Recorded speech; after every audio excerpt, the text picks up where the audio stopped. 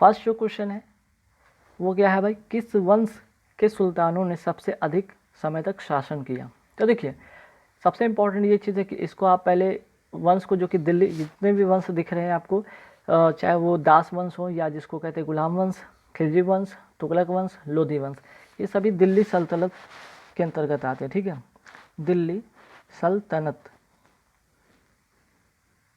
ठीक, दिल्ली सल्तनत के अंतर्गत आते हैं, जिसमें कि यहाँ पे जो क्रमबद्ध है आपको शासन जो वंश है उनको याद रखना होगा। जैसे कि सबसे पहले अगर बात करते हैं गुलाम वंश, फिर खिलजी वंश, फिर तुगलक वंश, फिर लोधी वंश। ठीक है, गुलाम वंश, खिलजी वंश, तुगलक वंश, उसके बाद लोधी वंश। ठीक है, जिसमें कि गुलाम वंश का जो शासन का समय काल होता है वो है 1206 से लेकर 1290, खिलजी वंश का है 1290 से लेकर 1320, फिर उसके बाद तुगलक वंश आता है जो कि 1320 से लेकर 1414 तक। ठीक, उसके बाद आते हैं लोधी वंश की बात करते हैं। लोधी वंश की अगर बात करें तो 1451 से लेकर 1526। ठीक है, तो यहाँ पे पूछा गया है कि सबसे अधिक समय तक शासन करने वाला वो वंश कौन सा था, तो आंसर जो होगा वो होगा इसका बी। ठीक है, तुगलक वंश, जो कि 1320 से लेकर 1414 ईस्वी तक इसका शासन रहा था। ठीक है, 1320 से लेकर 1414 ईस्वी तक। चलिए नेक्स्ट क्वेश्चन है कि ईस्ट इंडिया कंपनी का अंतिम गवर्नर जनरल और क्राउन के अधीन पहला वायसराय कौन था। तो देखिए यहाँ पे 4 ऑप्शन दिख रहा होगा आपको, जिसमें कि लॉर्ड एलिगन है, लॉर्ड कैनिंग है, लॉर्ड वारेन हेस्टिंग है, लॉर्ड डलहौजी है। तो इसका जो आंसर होगा वो होगा बी नंबर आंसर होगा। ठीक है, बी नंबर आंसर होगा लॉर्ड कैनिंग। और इसी के समय एक घटना हुआ था 1857 की क्रांति। ठीक है, 1857 की एक ऐतिहासिक क्रांति हुआ था इसी के शासन के दौरान।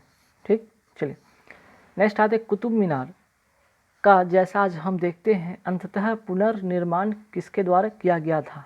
ठीक है, तो इसका जो आंसर होगा वो होगा डी, फिरोज तुगलक द्वारा। इसका एक स्टोरी है कि सबसे पहले कुतुबुद्दीन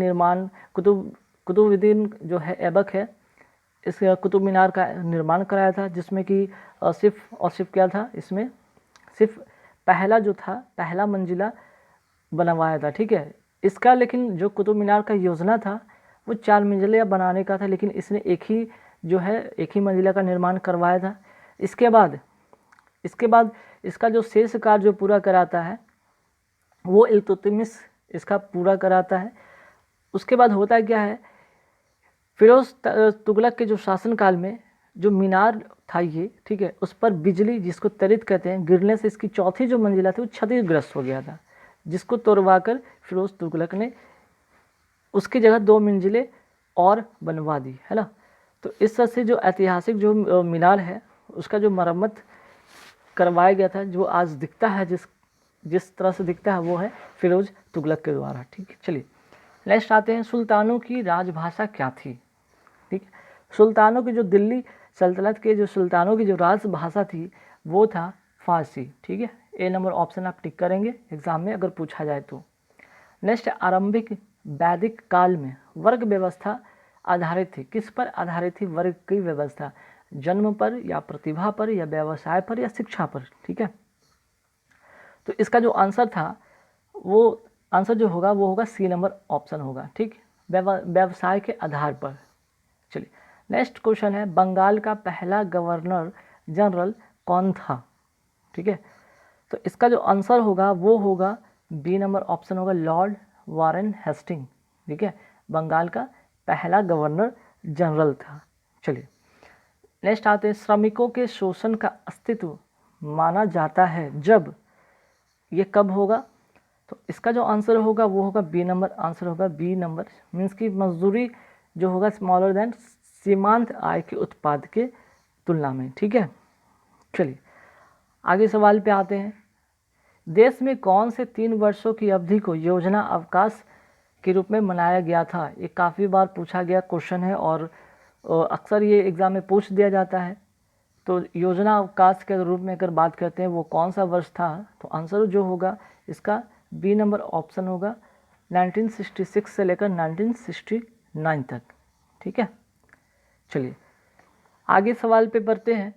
बढ़ती हुई प्रति व्यक्ति आय एक बेहतर कल्याण की घोतक होगी यदि उसके साथ क्या होना चाहिए। ठीक है, आंसर जो होगा वो सी नंबर आंसर होगा इसका, गरीबों के पक्ष में परिवर्तित आय वितरण। ठीक है, चलिए नेक्स्ट क्या, स्वरूप से प्रत्यक्ष अप्रत्यक्ष कर होते हैं। अप्रत्यक्ष कर किसको कहते हैं भाई। ठीक है, तो आंसर जो होगा इसका वो होगा बी, क्रम हासमान। ठीक है, ये होगा क्रम हासमान। वेरी वेरी इंपॉर्टेंट क्वेश्चन है। और इकोनॉमिक्स की बात करें तो इकोनॉमिक्स से एक दो सवाल ऐसे जो आ जाते हैं जो कि वेरी वेरी इंपॉर्टेंट बन जाते हैं, तो जरूर इसे याद रखेंगे। नेक्स्ट है कि निम्न में से कौन सा एक वैकल्पिक धन का उदाहरण है। ठीक है, तो आंसर जो होगा वैकल्पिक जिसे कि कहते हैं उसको, उसका यहाँ पे 4 ऑप्शन दिख रहा है, जैसे करेंसी नोट है, चेक है, सिक्के हैं, तो उसमें से एक आंसर होगा इसका डी, बॉन्ड पेपर जिसको कहते हैं, बंध पत्र कहते हैं। ठीक है, डी नंबर इसका आंसर होगा। नेक्स्ट है फर्म में जो भुगतान बाहर वालों को उनकी वस्तुओं और सेवाओं के लिए करती है क्या कहलाती है। ठीक है, आंसर होगा इसका सी नंबर आंसर, सुस्पष्ट लागत। ठीक है, सुस्पष्ट लागत इसको कहते हैं। चलिए नेक्स्ट क्वेश्चन पे आते हैं। यहाँ नेक्स्ट क्वेश्चन है क्वेश्चन नंबर 63 पे आते हैं कि विशेष आर्थिक क्षेत्र, ठीक है, स्पेशल इकोनॉमिक जोन की अवधारणा पहले शुरू की गई थी कहाँ, चीन में, भारत में, जापान में या पाकिस्तान में। ठीक है, तो इसका जो करेक्ट आंसर होगा वो होगा चीन में। ठीक है, ए नंबर इसका आंसर होगा। पहले ये चीन में अवधारणा ये शुरू हुआ।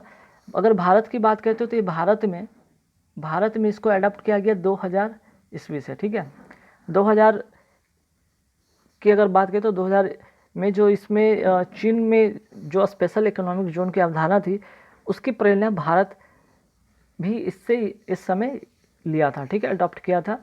चलिए आगे सवाल पे आते हैं। निम्न में से कौन सी अनुमेय प्राकृतिक आपदा है। ठीक है, इसकी प्राकृतिक आपदा के बारे में बात किया जा रहा है कि इनमें से कौन सा है। ठीक है, तो अगर बात करते हैं भूकंप हो गया, वावंडर हो गया, चक्रवात हो गया या प्रभंजन हो गया, तो जो इसका करेक्ट आंसर होगा वो होगा ए नंबर आंसर होगा। ठीक है, नेक्स्ट है जीव मंडल आरक्षित क्षेत्रों की पहली परियोजना स्कीम कौन सी थी। ठीक है, जीव मंडल आरक्षित क्षेत्र की पहली परियोजना स्कीम कौन सी थी, तो इसका जो करेक्ट आंसर होगा वो होगा बी नंबर ऑप्शन होगा, नीलगिरी जीव मंडल आरक्षित क्षेत्र। ठीक है, चलिए आगे सवाल पे आते हैं।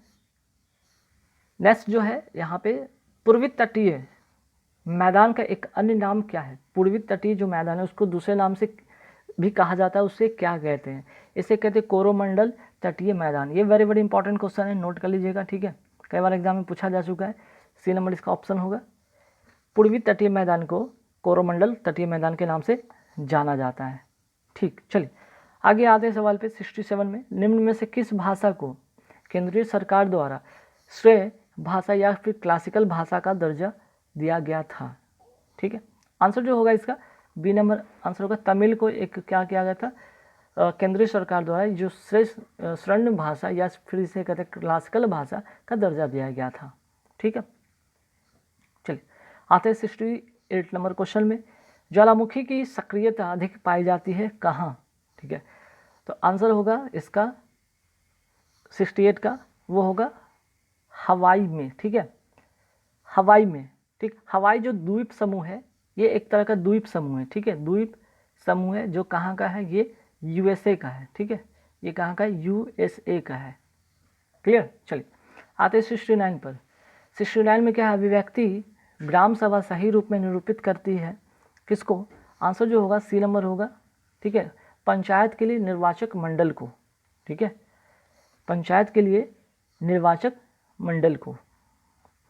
कहने का मतलब किसी ग्राम की निर्वाचक जो होते हैं नामावली में जो नाम दर्ज होते हैं उन व्यक्तियों को सामूहिक रूप से ग्राम सभा कहा जाता है। ठीक है, ग्राम सभा के बारे में यहाँ पे मैं बता दिया कि जो भी निर्वाचक नामावली में जो नाम दर्ज होते हैं उन व्यक्तियों के सामूहिक रूप को ग्राम सभा कहते हैं, और इसको निरूपित करने के लिए पंचायत के लिए निर्वाचक मंडल इसके अभिव्यक्ति करने के लिए होती है। चलिए नेक्स्ट है संसद और संविधान साधन है किसके, विधिक न्याय के, राजनीतिक न्याय के, आर्थिक न्याय के या सामाजिक न्याय के। तो क्वेश्चन नंबर जो 70 का आंसर होगा वो होगा विधिक न्याय के। ठीक है, ए नंबर इसका करेक्ट आंसर होगा।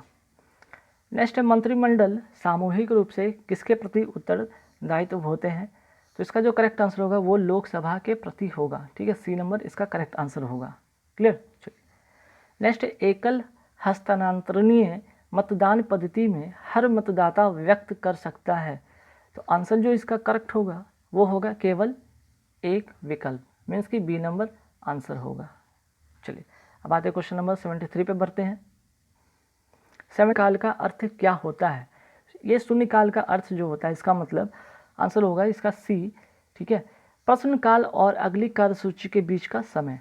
ठीक है, चलिए नेक्स्ट है हाउस ऑफ द पीपल को लोकसभा का नाम किस वर्ष दिया गया था? ठीक है, मीन्स कि हाउस ऑफ द पीपल जो है लोकसभा का नाम किस वर्ष दिया गया था? तो इसका जो करेक्ट आंसर होगा वो होगा 1954, मीन्स कि ए नंबर ऑप्शन इसका करेक्ट आंसर होगा। नेक्स्ट, कोई पिंड उष्मा का सबसे अधिक अवशोषण करता है जब वह क्या होगा?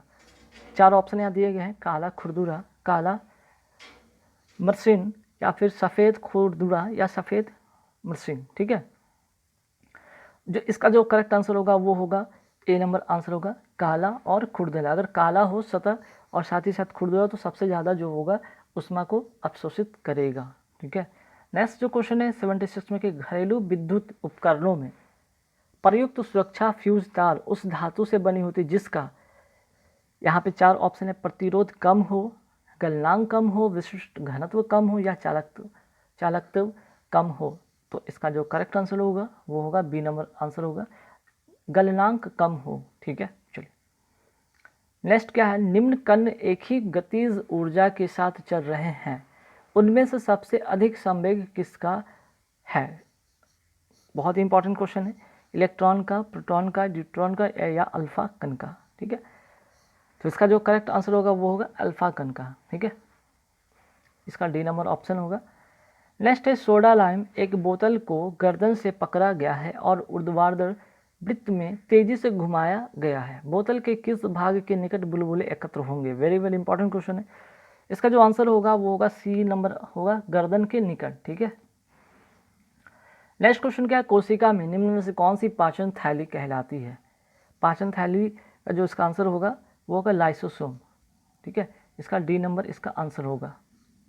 जिसे आत्महत्या की थैली भी कहा जाता है, ध्यान रखिए कई बार क्वेश्चन पूछा जाता है कि किसे आत्महत्या की थैली कहा जाता है, वो है lysosome.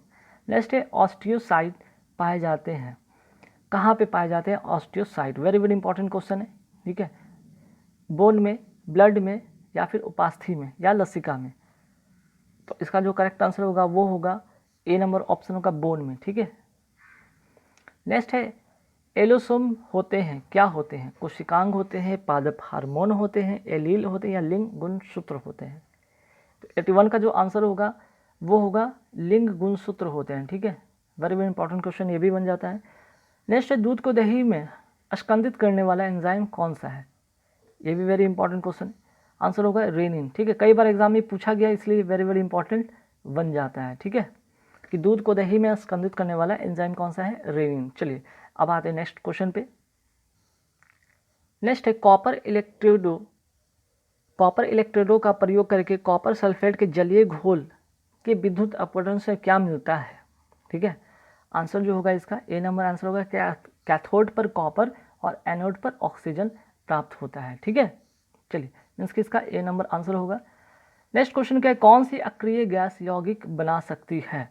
अक्रिय gas, helium, krypton, xenon, argon. हालांकि चारों जो है अक्रिय गैस है, लेकिन सवाल है कि यौगिक बना सकती कौन सी गैस? 84 का जो होगा आंसर वो होगा बी नंबर आंसर होगा जीनोन। ठीक है, चलिए नेक्स्ट है क्वेश्चन, पायराइट अयस्क को जलाने से क्या मिलती है या क्या प्राप्त होता है? ठीक, तो इससे जो प्राप्त होता है वो होता है, आंसर जो होगा इसका वो सल्फर डाइऑक्साइड होता है। ठीक है, सल्फर डाइऑक्साइड गैस मिलती है, बी नंबर इसका करेक्ट आंसर होगा। ठीक है, चलिए और क्योंकि पायराइट जो है अयस्क में सल्फर होता है इसलिए इस तरह से इसको रिलेट कर सकते हैं कि पायराइट अयस्क को जलाने पर सल्फर डाइऑक्साइड प्राप्त होते हैं। चलिए नेक्स्ट जो क्वेश्चन है, ऑक्सीजन की ऑक्सीकरण संख्या केवल किसमें होती है? ठीक है, ऑक्सीकरण की पॉजिटिव ऑक्सीकरण संख्या होती है केवल किस में? तो आंसर इसका जो होगा वो होगा 86 का ए नंबर ऑप्शन होगा। ठीक है, आप नोट कर लीजिए। ठीक, चलिए नेक्स्ट क्वेश्चन है कि पहला संक्रियात्मक इलेक्ट्रॉनिक अंकीय कंप्यूटर कौन सा है इसमें। ठीक है, तो इसका जो करेक्ट आंसर होगा वो होगा एनियक। ठीक है, ये काफ़ी बड़े एग्जाम में पूछा गया है, ए नंबर इसका आंसर होगा। इसका अगर फुल फॉर्म लिखना चाहे तो लिख सकते हैं electronic numerical integrator and calculator. ठीक है, कई बार फुल फॉर्म भी पूछ दिया जाता है। चलिए नेक्स्ट है डीटीपी का। ठीक है, डीटीपी का पूरा यहाँ पे जो है पूरा नाम पूछा गया है। तो यहाँ पे डीटीपी का जो पूरा रूप है क्या है, इसका आंसर होगा बी। ठीक है, बी नंबर इसका आंसर होगा डेस्कटॉप पब्लिशिंग। ठीक है, डेस्कटॉप पब्लिशिंग। चलिए अब आते हैं क्वेश्चन नंबर 89 पे। सॉरी 89 के बाद यहाँ पे 91 पे आ रहे हैं, क्योंकि वो प्रीवियस ईयर क्वेश्चन का जो करंट क्वेश्चन था, करंट अफेयर से रिलेटेड, इसलिए उस क्वेश्चन को नहीं लिए हैं। यहाँ पे बात है 91 पे।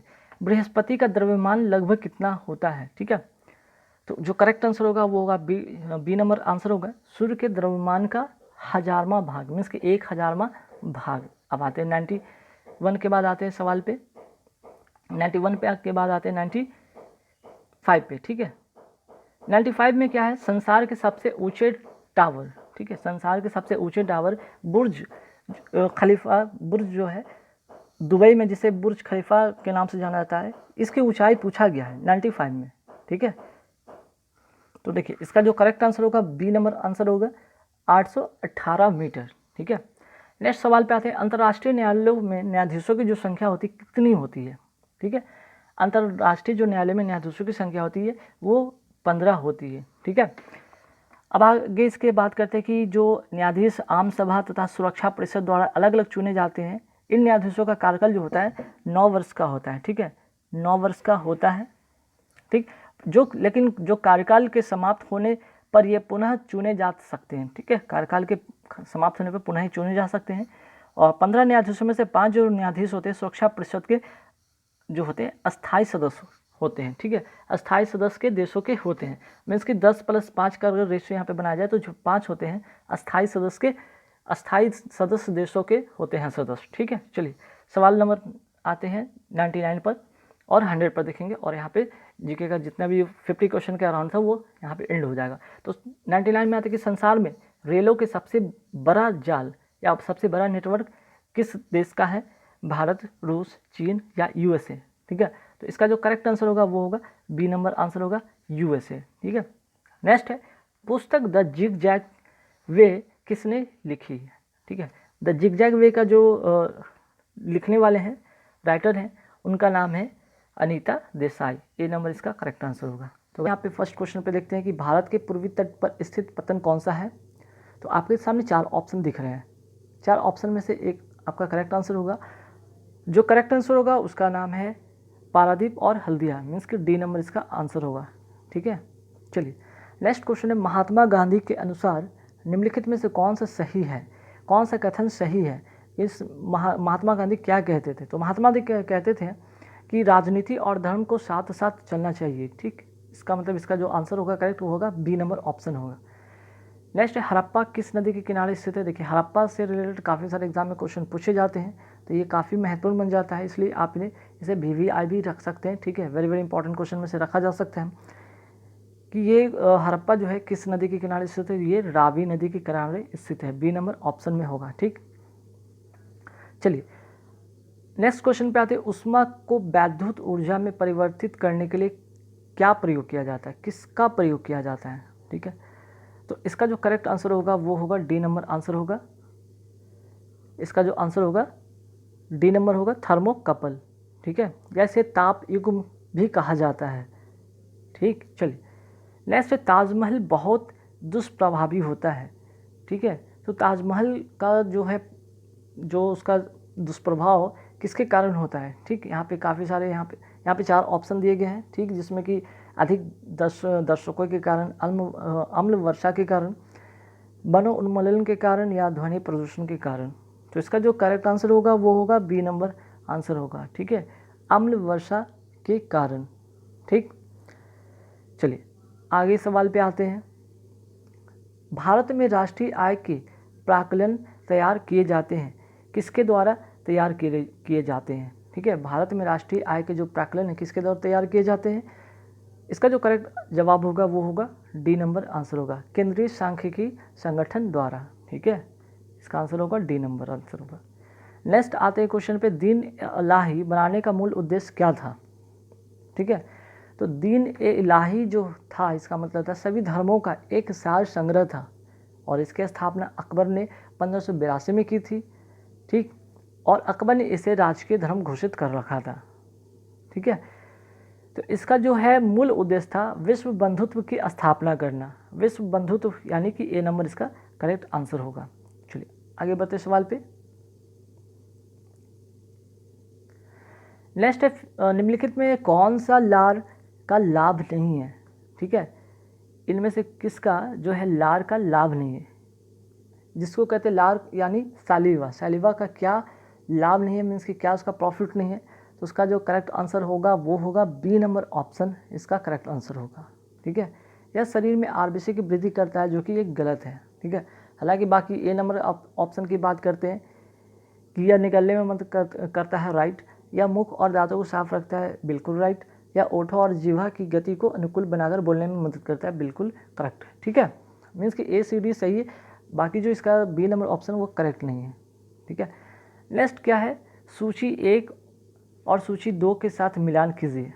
ठीक है, हालांकि इस तरह का क्वेश्चन एग्ज़ाम में पूछे नहीं जाते, लेकिन पहले एग्ज़ाम में पूछे जाते थे, लेकिन कोई बात नहीं, इससे बहुत सारी चीज़ें आपको एक्स्ट्रा मिल जाएगा जानकारी। ठीक, अब देखिए यहाँ पे जो सूची 1 में गया भाई आपका झील का नाम है, और इसका जो सूची 2 में है इसका स्थान का नाम बताया गया कि पुलिकट जो झील है कहाँ है, चिल्का झील कहाँ है, बुलर झील कहाँ है, सामर झील कहाँ है। ठीक है, तो इसका जो करेक्ट आंसर होगा वो होगा ए नंबर आंसर होगा। ठीक, मीन्स कि पुलिकट जो झील है इसका जो करेक्ट आंसर होगा वो होगा यहाँ पे तमिलनाडु। ठीक है, बाकी अगर चिल्का झील की बात करें तो चिल्का झील उड़ीसा, बुलर झील की बात करें तो बुलर झील होगा वो कश्मीर, सामर झील की बात करें तो वो है राजस्थान, और अभी पुलिकट झील की बात हो गई यहाँ पे तमिलनाडु। ठीक है, तो देखिए इससे 4 जानकारी आपको मिला, 4 झील और 4 स्थान के बारे में आपकी जानकारी हो गई। जैसे चिल्का झील की बात हो गई उड़ीसा में है, वो बुलर जो झील है वो कहाँ पे है, कश्मीर में है, सामर झील कहाँ पे है आपका राजस्थान में है, और पुलिकट जो झील है वो है आपका तमिलनाडु में। ठीक, चलिए नेक्स्ट क्वेश्चन पे आते हैं, पश्चिम बंगाल में रानीगंज का संबंध किससे है? ठीक है, आखिर जो रानीगंज है किस लिए फेमस है? तो ये रानीगंज जो है कोयला क्षेत्र से रिलेटेड है। ठीक है, मीन्स कि ए नंबर इसका करेक्ट आंसर होगा, कोयला क्षेत्र से ये रिलेटेड है। ठीक, नेक्स्ट है drone the theory of drain. ठीक है, ड्रेन का सिद्धांत किसने प्रतिपादित किया था? तो इसका जो आंसर होगा करेक्ट होगा वो होगा बी नंबर आंसर होगा। ठीक है, दादा भाई नौरोजी, बी नंबर आंसर होगा। ठीक है, इसका मतलब था थ्योरी ऑफ ड्रेन का, इसके बारे में बताया गया था कि इंग्लैंड द्वारा भारत में किए जा रहे शोषण की तरफ सर्वप्रथम जो दादा भाई थे इन्होंने ध्यान आकर्षित कराया, और उन्होंने अपनी जो पुस्तक थी एक poverty and un British rule in India. ठीक है, इनकी काफ़ी एक चर्चित बुक है, ध्यान रखिए, नोट कर लीजिएगा, पॉवर्टी एंड अन ब्रिटिश। ठीक है, कई बार एग्जाम में पूछा भी गया कि ये बुक जो है किसके द्वारा लिखा गया है, तो दादा भाई नौरोजी द्वारा लिखा गया है। ठीक है, जो कि 1901 में ये लिखा गया था। ठीक, तो इसमें जो था कि ब्रिटिश शासन के द्वारा जो आर्थिक कुरीतियाँ की जा रही थी उसका वर्णन इसमें किया गया था। ठीक है, और उन्होंने इस पुस्तक में ये भी लिखा था कि भारत के धन को चूसने के सिद्धांत की विस्तृत व्याख्या भी इसमें की थी।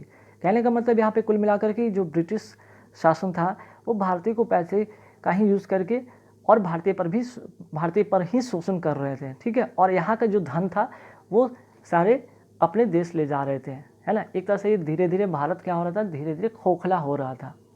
चलिए नेक्स्ट जो क्वेश्चन है वो क्या है भाई, आर्थिक विकास का सर्वोत्तम सूचकांक उपलब्ध कराया जाता है। ठीक है, तो इसका जो करेक्ट आंसर होगा वो होगा वर्ष प्रति व्यक्ति वास्तविक आय में वृद्धि द्वारा। ठीक है, वेरी वेरी इंपॉर्टेंट क्वेश्चन है, इको से एक आध क्वेश्चन ये पूछा जाता है, तो इसलिए वेरी वेरी इंपॉर्टेंट बन जाता है कि आर्थिक विकास का जो सर्वोत्तम सूचकांक है किसके द्वारा या किसके आधार पर यह तय होता है। तो प्रति व्यक्ति जो वास्तविक आय है उसके द्वारा, वर्ष और प्रति वर्ष की बात हो रही है। ठीक है, चलिए अब आते हैं नेक्स्ट क्वेश्चन पे।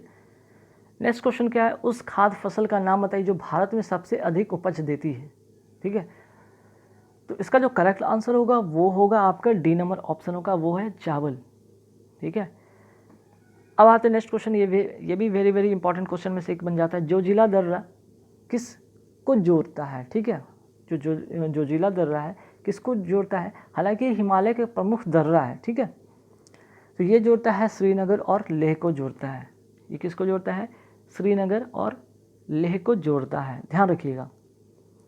यह जम्मू कश्मीर और कश्मीर राज्य में जांस्कर श्रेणी में स्थित है। इसकी ऊंचाई 3529 मीटर है। ठीक है, तो ध्यान रखिए, काफ़ी इंपॉर्टेंट क्वेश्चन बन जाता है। नेक्स्ट है एंजाइम क्या होते हैं।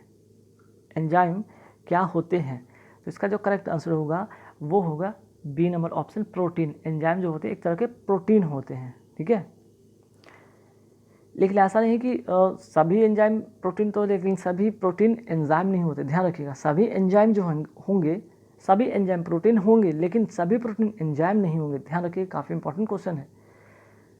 नेक्स्ट क्या है भाई, निम्नलिखित में कौन सी नियुक्ति भारत के राष्ट्रपति के अधिकार में नहीं है। मीन्स कि भारत के जो राष्ट्रपति किसको नियुक्ति नहीं करते हैं, किसकी नियुक्ति नहीं उनके द्वारा की जाती है। ठीक है, तो 71 का जो होगा आंसर होगा वो होगा डी नंबर आंसर, लोकसभा का अध्यक्ष। ठीक है, ये इनके क्षेत्र में नहीं आता है। ये जो होता है लोकसभा अध्यक्ष का निर्वाचन होता है लोकसभा के सदस्यों द्वारा किया जाता है। अब आते हैं नेक्स्ट क्वेश्चन। ये भी वेरी वेरी इंपॉर्टेंट है, साइंस से रिलेटेड एक क्वेश्चन बन सकता है। इसमें भी काफ़ी महत्वपूर्ण आपको जानकारी मिल सकती है, जैसे कि एक्वा कल्चर की बात हो रहा है, फ्लोरिकल्चर की बात हो रहा है, सेरिकल्चर की बात हो रहा है, विटिकल्चर की बात हो रही है। इनसे इस क्वेश्चन में 4 क्वेश्चन, 4 मीन्स की 4 ऑप्शन और आपको 4 क्वेश्चन लर्न कराएंगे। ठीक है, जैसे यहाँ पे फटाफट पहले देख लेते इसका आंसर होगा क्या। ठीक है, तो इसका जो करेक्ट आंसर होगा वो होगा डी नंबर आंसर होगा, यानी कि ए का 4। एक्वा कल्चर का मतलब क्या होगा, वो होगा यहाँ पे मत्स्य से रिलेटेड। ठीक है, ये मत्स्य से रिलेटेड हो जाएगा। नेक्स्ट है फ्लोरिकल्चर। फ्लोरी मीन्स की फ्लावर। ठीक है, फ्लावर की बात हो रहा है, ये होगा, ये बी का होगा, थर्ड होगा, मीन्स की पुष्प से रिलेटेड। सेरिकल्चर की बात करते हैं, सेरिकल्चर जो होगा वो रेशम से रिलेटेड होगा। और विटिकल्चर की अगर बात करें तो विटिकल्चर से ध्यान रखिएगा ये अंगूर की खेती से रिलेटेड है। ठीक है, तो ध्यान रखिएगा ये 4 क्वेश्चन आपको बहुत ही महत्वपूर्ण होंगे। नेक्स्ट है किस प्रदेश में पूरे साल वर्षा होती है। ठीक है, अब यहाँ पे ये वेरी वेरी इंपॉर्टेंट क्वेश्चन हो जाता है, ज्योग्राफी से रिलेटेड क्वेश्चन बन जाते हैं। ठीक, जैसे कि किस प्रदेश में पूरे साल वर्षा होती है, विषुवतीय हो गया या भूमध्य सागरीय हो गया या शीतोष्ण हो गया या उष्ण कटिबंधीय हो गया। तो 73 का जो होगा वो होगा बी नंबर आंसर होगा, विषुवतीय। ठीक है, विषुवतीय जो क्षेत्र है यहाँ पे मीन्स की साल भर वर्षा होती है, ध्यान रखिएगा। ठीक है, चलिए, और यहाँ पे औसतन 200 सेंटीमीटर वर्षा होती है जो कि काफ़ी मूसलाधार होती है। अब आगे आते हैं सवाल पे। चलिए, तो क्वेश्चन नंबर 75 पे आते हैं कि कटरीना नाम दिया गया है किसका, उपग्रह का, तारे का, उष्मा तरंग का या प्रवंजन या हरिकेन जिसको कहते हैं उसका। ठीक है, इसका जो करेक्ट आंसर होगा वो होगा प्रवंजन या जिसे कहते हैं हरिकेन, इसको कहते हैं। डी नंबर इसका करेक्ट आंसर होगा। ठीक है, कटरीना। नेक्स्ट जो क्वेश्चन है, शरीर के साथ संपर्क में स्पिरिट ठंडी अनुभूति देती है, इसका रीज़न क्या है।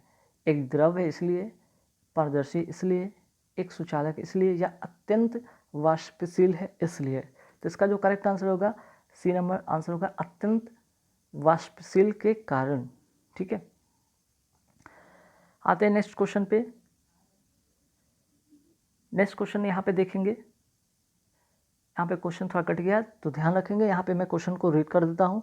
तंबाकू का धुआं स्वास्थ्य के लिए, जो तंबाकू का धुआं है स्वास्थ्य के लिए हानिकारक होता है, क्यों। ठीक है, तंबाकू जो है, तंबाकू का धुआं, ठीक है,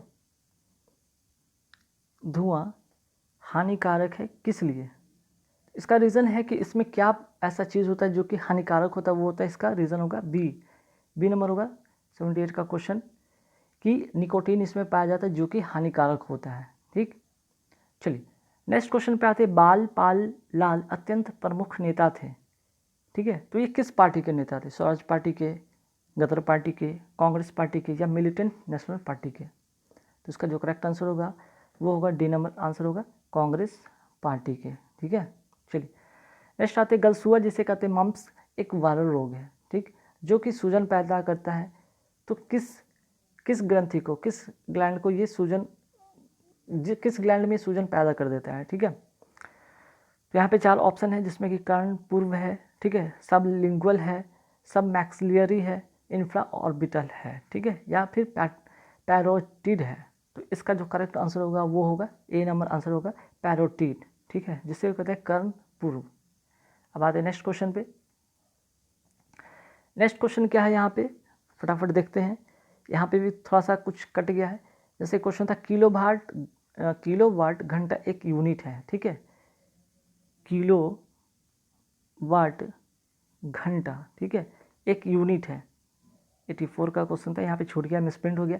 किलोवाट प्रति घंटा जो है, किलोवाट घंटा यूनिट है किसका, तो इसका जो करेक्ट आंसर होगा वो होगा आपका ए नंबर ऑप्शन होगा, मीन्स की ऊर्जा का। ठीक है, आंसर जो होगा इसका ऊर्जा का। हालांकि यहाँ पे ए नंबर आंसर ऑप्शन होगा यहाँ पे जो कि छूटा हुआ है। ठीक है, ऊर्जा का। चलिए नेक्स्ट है कि भारत शरीर की सबसे, यहाँ पे एक सेकंड देख लेते हैं, कुछ मिस्टेक है क्या प्रिंट पे। अच्छा, यहाँ पे भारत नहीं होना चाहिए था, इसे हटा दे। शरीर की सबसे बड़ी मिश्रित ग्रंथि कौन सी है। ठीक है, शरीर की सबसे बड़ी मिश्रित ग्रंथि इनमें से कौन सी है। आंसर जो होगा करेक्ट होगा वो होगा बी नंबर आंसर होगा लीवर। ठीक है, चलिए आगे सवाल। और इससे एक और क्वेश्चन कई बार पूछा जाता है कि जो बाइल होता है किससे स्रावित होता है, तो इसी से बाइल भी, या जिसे कहते हैं पित्त। ठीक है, बाइल या जिसे कहते हैं पित्त, इसी से स्रावित होता है। नेक्स्ट है मरकरी या जिसे कहते हैं पारा, क्या है भाई, ठोस धातु है, अधातु है, द्रव अधातु है, या द्रव धातु है। तो 86 का होगा आंसर ये होगा द्रव धातु। ठीक है, चलिए नेक्स्ट है क्वेश्चन, पहले अविश्वास प्रस्ताव और दूसरे अविश्वास प्रस्ताव के बीच कितना अंतर होना चाहिए। वेरी इंपॉर्टेंट क्वेश्चन, कई बार एग्जाम में पूछा भी गया है। ठीक है, आंसर जो होगा करेक्ट होगा वो सी नंबर होगा, मीन्स कि 6 महीने के बीच का इसका अंतर होना चाहिए। नेक्स्ट है बॉल पेन किस सिद्धांत पर काम करता है। ठीक है, तो 88 का जो आंसर होगा वो होगा डी नंबर आंसर होगा, पृष्ठीय तनाव के सिद्धांत पर ये काम करता है। नेक्स्ट है निम्नलिखित में कौन सा स्थान भारत में पुर्तगालियों का मुख्यालय था। तो देखिए हिस्ट्री से काफ़ी इंपॉर्टेंट क्वेश्चन बन जाता है, तो इसका जो आंसर होगा वो होगा गोवा। ठीक है, चलिए नेक्स्ट आते क्वेश्चन कि भारतीय संसद में लोक लेखा समिति का अध्यक्ष कौन होता है। ठीक है, तो 90 का आंसर होगा वो होगा ए, विपक्षी दल का नेता। ठीक है, जिसे कहते हैं प्राक्कलन समिति को जुड़वा बहन के रूप में भी जाना जाता है। ठीक, और लोक लेखा समिति का बात करें तो लोक लेखा समिति में टोटल कितने सदस्य होते हैं, टोटल 22 सदस्य होते हैं। ठीक है, टोटल कितने सदस्य होते हैं, 22 सदस्य होते हैं, जिनमें से 15 की अगर बात करें तो ये लोकसभा के सदस्य होते हैं। ठीक है, और 7 जो होते हैं राज्यसभा के होते हैं। ये लोकसभा के होते हैं और ये राज्यसभा के होते हैं। ठीक है, चलिए नेक्स्ट क्वेश्चन पे आते हैं कि भारत की प्रमुख वाणिज्य फसलें कौन कौन सी हैं। तो इसका जो करेक्ट आंसर होगा वो होगा बी नंबर आंसर, कपास, तिलहन, जूट, गन्ना। ठीक है, नेक्स्ट क्वेश्चन, अपनी प्रसार की नीतियों के कारण भारत का नेपोलियन कहलाने वाला राजा कौन था। ठीक है, तो भारत का नेपोलियन कहलाने वाला जो राजा था वो था समुद्रगुप्त। ठीक, डी नंबर आंसर इसका करेक्ट होगा। नेक्स्ट है एक आदमी 10 मीटर से दूर साफ नहीं देख सकता है। ठीक है, एक आदमी 10 मीटर से दूर साफ नहीं देख सकता, वह किस रोग से ग्रसित है। तो इसका आंसर जो होगा निकट दृष्टि दोष। ठीक है, मायोपिया जिसे कहते हैं। चलिए नेक्स्ट क्वेश्चन पे आते हैं। नेक्स्ट क्वेश्चन क्या है, इंग्लैंड के हाउस ऑफ कॉमन्स द्वारा भारत के किस गवर्नर जनरल पर महाभियोग चलाया गया था। तो 94 का आंसर होगा ए नंबर आंसर होगा वॉरेन हेस्टिंग। ठीक है, चलिए अब नेक्स्ट सवाल पे आते हैं, फटाफट देखते हैं। नेक्स्ट जो क्वेश्चन है यहाँ पे 96 पर यहाँ पे आते हैं, वायु में हाइड्रोजन जब जलने लगती है तब क्या पैदा होता है। ठीक है, अमोनिया, मीथेन, जल या कार्बोनिक अम्ल। ठीक है, तो इसका जो करेक्ट आंसर होगा वो होगा बी नंबर आंसर होगा, जब वायु में हाइड्रोजन जब जलती है तो ये जल बन जाता है। ठीक है, नेक्स्ट जो क्वेश्चन 97 में, पन्ना मध्य प्रदेश में एक बहुत महत्वपूर्ण स्थान है। ठीक है। यह निम्न में से किस खादान के लिए प्रसिद्ध है? तो पन्ना जो प्रसिद्ध है वो किस लिए प्रसिद्ध है? तो आंसर इसका करेक्ट होगा वो हीरा के लिए, ठीक है। सी नंबर इसका करेक्ट आंसर होगा। नेक्स्ट है उपभोक्ता प्रभुत्व का अर्थ क्या है? उपभोक्ता प्रभुत्व का जो अर्थ है वो है, ए नंबर इसका आंसर होगा, उपभोक्ता अपनी आय को अपनी इच्छानुसार व्यय करने के लिए स्वतंत्र है, ठीक है।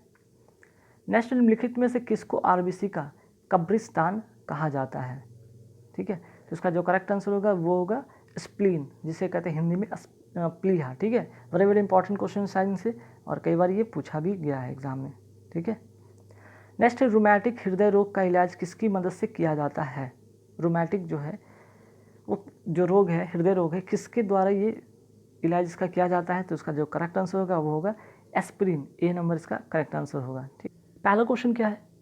अर्थशास्त्र में नोबेल पुरस्कार किसने स्थापित किया था? ठीक है, तो आंसर इसका होगा बी नंबर आंसर इसका होगा करेक्ट, स्वीडन का सेंट्रल बैंक, ठीक है।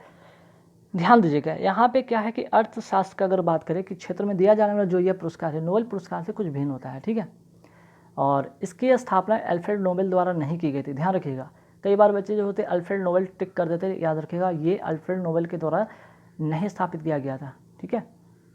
अल्फ्रेड नोबेल की स्मृति में यह पुरस्कार बाद में 1968 में स्वीडन के केंद्रीय बैंक द्वारा स्थापित किया गया था, ठीक।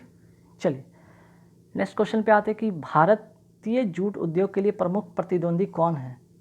तो इसका करेक्ट आंसर होगा सी नंबर आंसर होगा, ठीक है, बांग्लादेश। चलिए नेक्स्ट क्वेश्चन पे आते हैं कि रखो और निकालो निम्नलिखित में से किसकी नीति है? रखो और निकालो निम्नलिखित में किसकी स्मृति है? तो इसका करेक्ट आंसर जो बनेगा वो होगा ए नंबर आंसर पूंजीवादिकार, ठीक है। चलिए इंग्लिश में रखो या निकालो को क्या कहते थे? हायर एंड फायर, ठीक है, हायर एंड फायर। अब आते हैं नेक्स्ट क्वेश्चन पे 53 के बाद आते हैं 56 पे, ठीक है। लोकतंत्र, लोकतंत्र की महत्वपूर्ण विशेषता निम्नलिखित में किसको प्रमुखता देने की है? तो इसका जो करेक्ट आंसर होगा वो होगा सी नंबर आंसर नागरिक, ठीक है। अब नेक्स्ट सवाल पे आते हैं कि निम्नलिखित में कौन सी रीट ऐसी है जो केवल किसी सरकारी पदाधिकारी के विरुद्ध लागू की जा सकती है? तो ये वेरी वेरी इंपॉर्टेंट क्वेश्चन, आप इन्हें अपने नोटबुक में नोट कर सकते हैं। इसका जो करेक्ट आंसर होगा वो होगा बी नंबर आंसर परमादेश, ठीक है। चलिए अब आगे आते हैं नेक्स्ट सवाल पे, निम्नलिखित में कौन सा विषय राज्य सूची के अंतर्गत आता है? तो इसका जो करेक्ट आंसर होगा ए नंबर इसका आंसर होगा, राज्य सूची के अंतर्गत यहाँ पे कृषि आएगा, ठीक है। चलिए अब यहाँ पे अगर बात करें कि इस सूची में शामिल विषयों की संख्या कितनी है, तो इस सूची में राज्य सूची की अगर बात करें तो इसमें सूची की संख्या 61 है, ध्यान रखिएगा। और जिनमें प्रमुख क्या क्या है? कृषि तो हो गया, आप इसके अलावा लोक की बात करें, लोक सेवा इसमें आप नोट कर सकते हैं, वन कर सकते हैं कि इसमें वन भी शामिल है, भू राजस्व भी है, लोक स्वास्थ्य भी है, ठीक है, सिंचाई भी है, न्याय प्रशासन भी है। चलिए नेक्स्ट पे आते हैं कि दोहरी नागरिकता निम्नलिखित में किसकी विशेषता है? दोहरी नागरिकता, डुअल सिटीजनशिप किसकी है? तो इसका जो करेक्ट आंसर होगा संघीय सरकार की प्रमुख विशेषता है, इसका बी नंबर इसका करेक्ट आंसर होगा, ठीक है।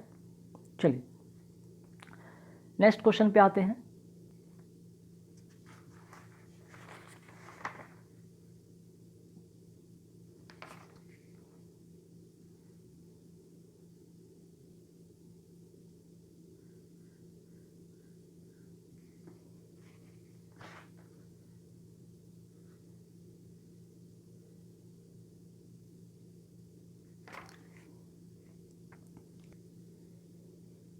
तो चलिए यहाँ पे जो इसका आंसर होगा करेक्ट आंसर होगा वो होगा यात्री कपूत, ठीक है, ए नंबर इसका करेक्ट आंसर होगा।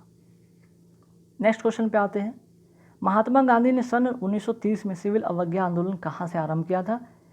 तो इसका जो करेक्ट आंसर होगा 64 का वो होगा ए नंबर आंसर होगा साबरमती आश्रम से, ठीक है। महात्मा गांधी ने सन 1930 में सिविल अवज्ञा आंदोलन साबरमती आश्रम से आरंभ किया था। 12 मार्च 1930 को गांधी जी ने 78, ठीक है, 78 स्वयंसेवक के साथ साबरमती असम से, ठीक है, 358 किलोमीटर दूर स्थित डांडी के लिए प्रस्थान किया था लगभग 24 दिन के बाद, ठीक है, 24 दिन के बाद 6 अप्रैल 1930 को दांडी पहुंचकर उन्होंने समुद्र तट पर नमक कानून तोड़ा था। ये इसकी छोटी सी स्टोरी थी, आप जरूर इसे नोट कर लें, ठीक है। नेक्स्ट क्वेश्चन पे आते हैं कि निम्नलिखित में कौन भारत का पहला वायसराय था। तो 65 का जो आंसर होगा करेक्ट होगा वो सी, लॉर्ड कैनिंग, ठीक है, लॉर्ड कैनिंग भारत का पहला वायसराय था, ठीक है। चलिए नेक्स्ट क्वेश्चन पे आते हैं, वह एकमात्र पक्षी कौन सा है जो पीछे की ओर उड़ता है। तो आंसर जो होगा उसका करेक्ट आंसर होगा गुंजन पक्षी, ठीक है, गुंजन पक्षी या जिसे कहते हैं हमिंग बर्ड भी कहते हैं, हमिंग बर्ड भी इसे कहते हैं, ठीक है। चलिए तो इसमें इसका एक खास क्या है कि इसका जो प्रत्येक पंख जो होता है वृत्ताकार घुमा सकती है, जिसमें उसे आगे पीछे ऊपर नीचे दाएं बाएं किसी भी दिशा में उड़ने की क्षमता प्राप्त हो जाती है। अब नेक्स्ट क्वेश्चन पे आते हैं कि भारत में जूट का अधिकतम क्षेत्र कहाँ है, ठीक है। तो इसका जो करेक्ट आंसर होगा 67 का वो होगा डी नंबर आंसर होगा पश्चिम बंगाल, ठीक। नेक्स्ट क्वेश्चन पे आते हैं कि रेल की पटरियाँ अपनी वक्रों पर किस कारण से बैंक की गई होती है। तो इसका जो करेक्ट आंसर होगा वो होगा सी नंबर आंसर होगा रेलगाड़ी के भार के 36 घटक से आवश्यक अभिकेंद्री बल प्राप्त किया जा सकता है इसलिए, ठीक है। चलिए नेक्स्ट क्वेश्चन पे आते हैं। नेक्स्ट क्वेश्चन क्या है भाई कि निम्नलिखित में कौन सा लौह अयस्क है, ठीक है, मीन्स कि लोहे का कौन सा अयस्क है। तो इसका जो करेक्ट आंसर होगा वो होगा बी नंबर आंसर होगा मैग्नेटाइट, ठीक। हालांकि लोहे का और भी अयस्क है, नोट इसे कर सकते हैं। मैग्नेटाइट के अलावा इसका और भी होता है जैसे कि डेमामाइट भी होता है, ठीक है, डेमामाइट भी नोट कर सकते हैं आप। लाइमोनाइट भी होता है, ठीक है, लाइमोनाइट भी होता है। सीडेराइट भी होता है, कई बार एग्जाम में पूछा जा सकता है इस तरह का सवाल।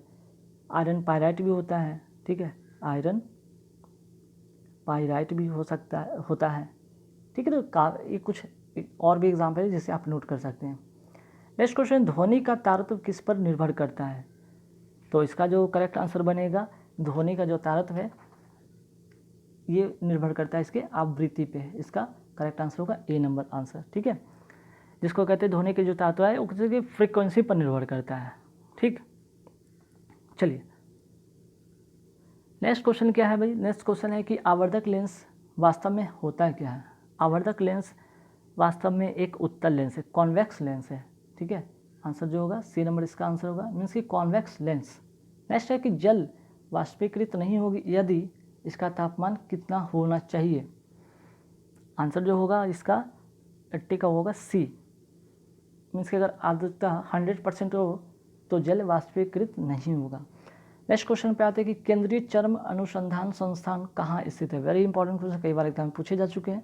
तो इसका करेक्ट आंसर होगा वो होगा सी, चेन्नई में, ठीक है, चेन्नई में इसका है, इसे आप ध्यान रखेंगे। नेक्स्ट क्वेश्चन पे आते हैं कि सिंधु घाटी सभ्यता का बंदरगाह वाला नगर कौन सा है। तो इसका जो आंसर होगा वो होगा लोथल, जो कि गुजरात में है, ठीक है, जो कि कहाँ है, गुजरात में। चलिए आगे बढ़ते सवाल पर, आगे सवाल पे आते हैं, फटाफट देखते हैं। निम्नलिखित में कौन सा सीआरटी का हिस्सा नहीं है, ठीक है, निम्नलिखित में कौन सा सीआरटी का हिस्सा नहीं है। तो आंसर जो होगा वो होगा बी नंबर आंसर होगा छाया आच्छादन, ठीक है, बी नंबर इसका करेक्ट आंसर होगा। चलिए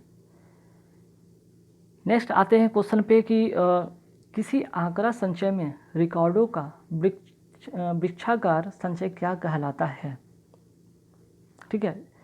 तो इसका जो आंसर होगा वो होगा श्रेणीबद्ध मॉडल, बी नंबर इसका आंसर होगा, मीन्स की हायरार्किकल मॉडल।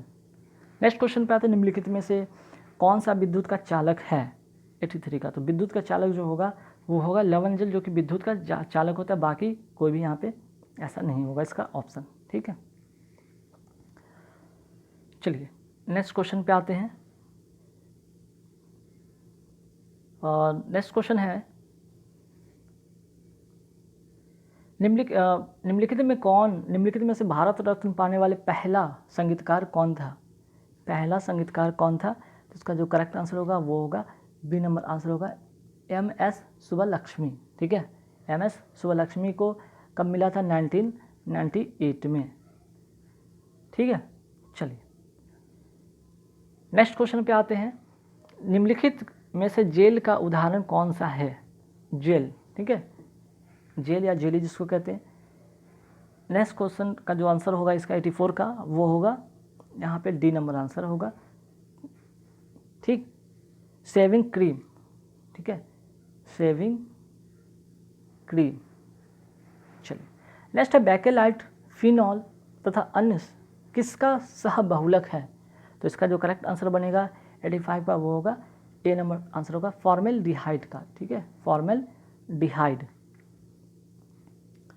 चलिए आगे बात करते हैं, सवाल पे आते हैं 86 पे कि यदि किसी चम्मच को निकल से विद्युत लेपित करना हो तो चम्मच के साथ क्या करना होगा?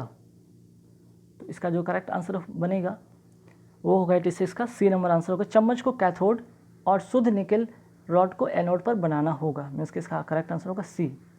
नेक्स्ट क्वेश्चन पे आते हैं कि निम्नलिखित में कौन सुप्रसिद्ध तबला वादक है? तो इसका जो करेक्ट आंसर होगा वो होगा ए नंबर इसका करेक्ट आंसर होगा। ठीक है, जाकिर हुसैन। ठीक, नेक्स्ट क्वेश्चन पे आते हैं उत्तरी ध्रुव की खोज किसने की थी?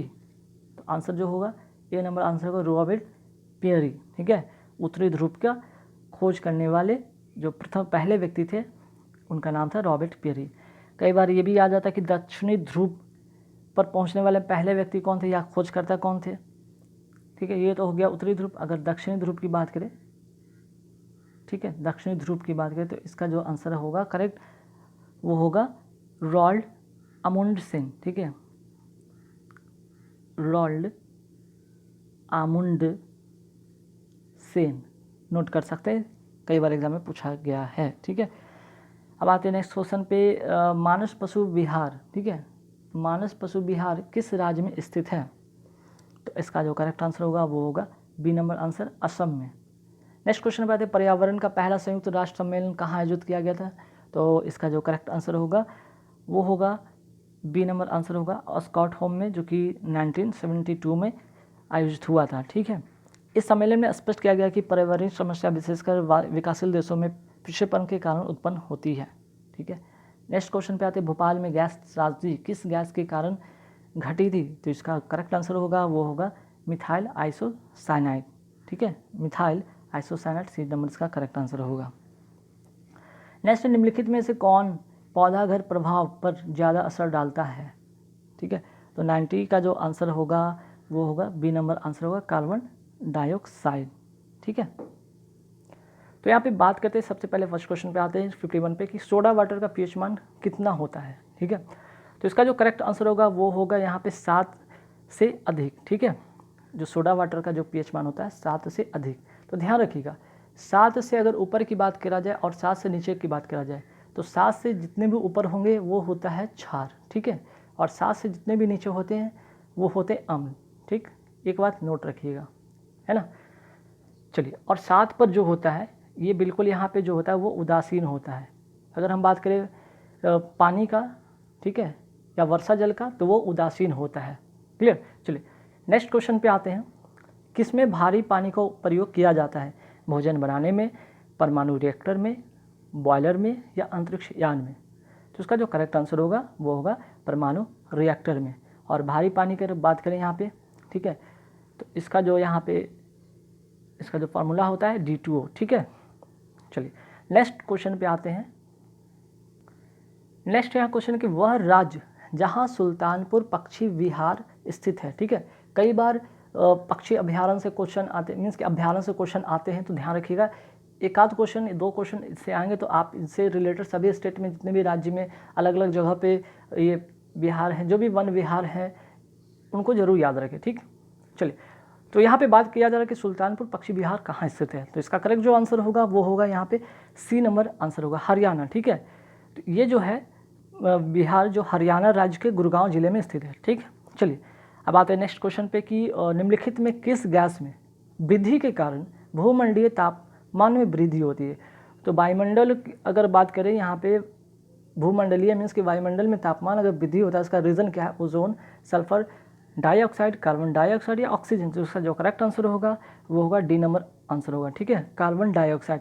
हालांकि इसके और भी बहुत सारे रीज़न हो सकते हैं, ठीक है, जैसे क्या आपका हो सकता है ओजोन की अगर यहाँ पे बात कर दें, यहाँ जो ऑप्शन था इसको छोड़कर अगर बात करें जैसे कि कार्बन डाइऑक्साइड था ही, ठीक है, तो ये कई सारे रीज़न बन जाते हैं, है ना। चलिए, जिसमें कि कार्बन डाइऑक्साइड भी था, मीथेन भी था, ठीक है, नाइट्रस ऑक्साइड भी होता है, जलवाष्प भी होता है आदि। ये सब ग्रीन हाउस गैसें की मात्रा में वृद्धि करने के कारण इसमें जो होते हैं भूमंडलीय ताप में वृद्धि होती है, ठीक है। और अगर बात करें ग्रीन हाउस गैसेस का, जिसमें कि आपका आ जाता है ओजोन आ जाता है, जलवाष्प आ जाता है, ठीक है। चलिए, अब नेक्स्ट क्वेश्चन पे आते हैं। आहार श्रृंखला में पौधे वास्तव में होते क्या हैं, ठीक है। तो पौधे जो वास्तव में होते हैं वो होते हैं प्रोड्यूसर। प्रोड्यूसर का मतलब होगा यहाँ पे उत्पादक, ठीक है, प्रोड्यूसर का मतलब होगा उत्पादक। तो करेक्ट आंसर जो होगा बी नंबर आंसर होगा, ठीक है, इसका आंसर होगा प्रोड्यूसर। चलिए, नेक्स्ट है कि वायुमंडल में नाइट्रोजन की प्रतिशतता कितनी होती है, लगभग कितनी होती है। तो इसका जो करेक्ट आंसर होगा वो होगा डी नंबर आंसर होगा, ठीक है, 78 होगा इसका करेक्ट आंसर, 78%। नेक्स्ट आते हैं बचेंद्री पाल, इनमें से प्रसिद्ध हैं, किसके लिए प्रसिद्ध हैं बचेंद्री पाल। तो हालांकि अब इस तरह के क्वेश्चन जल्दी एग्जाम में पूछे नहीं जाते, जो करंट अफेयर से रिलेटेड होते हैं, हाल फिलहाल में जो भी स्पोर्ट्स से रिलेटेड होता है उनका सवाल पूछा जाता है, लेकिन ठीक है, जानकारी के लिए ज़रूरी है। तो भारोत्तोलन बिल्कुल नहीं, खेलकूद या बिल्कुल नहीं, मुक्केबाजी बिल्कुल नहीं, बल्कि होगा इसका पर्वतारोहण के लिए, ठीक है, जानी जाती हैं, ठीक है, ये पर्वतारोहण के लिए जानी जाती हैं। और विश्व की सर्वोच्च पर्वत चोटी माउंट एवरेस्ट पर चढ़ने वाली प्रथम भारतीय महिला भी हैं, ठीक है, ये प्रथम भारतीय, फर्स्ट इंडियन ये वुमेन है, ठीक है, जो माउंट एवरेस्ट पे की जो सबसे ऊंची चोटी उस पर चढ़ी थी, ठीक है। चलिए आगे बढ़ते हैं। किससे एल्युमिनियम का निष्कर्षण किया जाता है। तो इसका जो करेक्ट आंसर होगा वो होगा बॉक्साइट, सी नंबर इसका करेक्ट आंसर होगा, है ना। एल्युमिनियम का जो होता है निष्कर्षण मुख्यतः किससे निकलता है, इसका जो प्रमुख अयस्क है वो है बॉक्साइट, ठीक। चलिए, और अगर इसका रासायनिक नाम की बात करें, ठीक है, इसका अगर रासायनिक नाम की बात करें तो रासायनिक नाम क्या होता है भाई, रासायनिक नाम नोट कर सकते हैं यहाँ पे, हाइड्रेट एल्यूमिना, ठीक है, हाइड्रेटेड एल्यूमिना, ठीक है, नोट कर लीजिएगा, एग्जाम में कई बार पूछे जा सकते हैं। चलिए आते हैं नेक्स्ट क्वेश्चन में। इनमें मीथेन मौजूद नहीं होता, किस में मीथेन मौजूद नहीं होता है। यहाँ पे 4 ऑप्शन आपके सामने दिख रहे होंगे, इंडेन, जैव gas, marsh gas, fire dam. जो करेक्ट आंसर होगा वो होगा इंडेन, ठीक है। मीथेन गैस मुख्यतः जो होते हैं मार्स गैस, जैव गैस एवं फायर डैम में मौजूद होते हैं, है ना। अगर बात करें इंडेन का मतलब होगा यहाँ पे एलपीजी से रिलेटेड है, ठीक है, एलपीजी लिक्विड पेट्रोलियम गैस से रिलेटेड, जिसमें कि क्या क्या मौजूद होता है एलपीजी में, मुख्यतः प्रोपेन, ठीक है, प्रोपेन मौजूद होता है, और क्या होता है इसमें ब्यूटेन, ठीक है, ब्यूटेन, प्रोपेन एंड ब्यूटेन इसमें शामिल रहते हैं। चलिए नेक्स्ट क्वेश्चन है, पारा थर्मामीटर का आविष्कार किसने किया। तो ये वेरी इंपॉर्टेंट क्वेश्चन बन जाता है, ठीक है, आविष्कार से एक आध क्वेश्चन पूछे जा सकते हैं।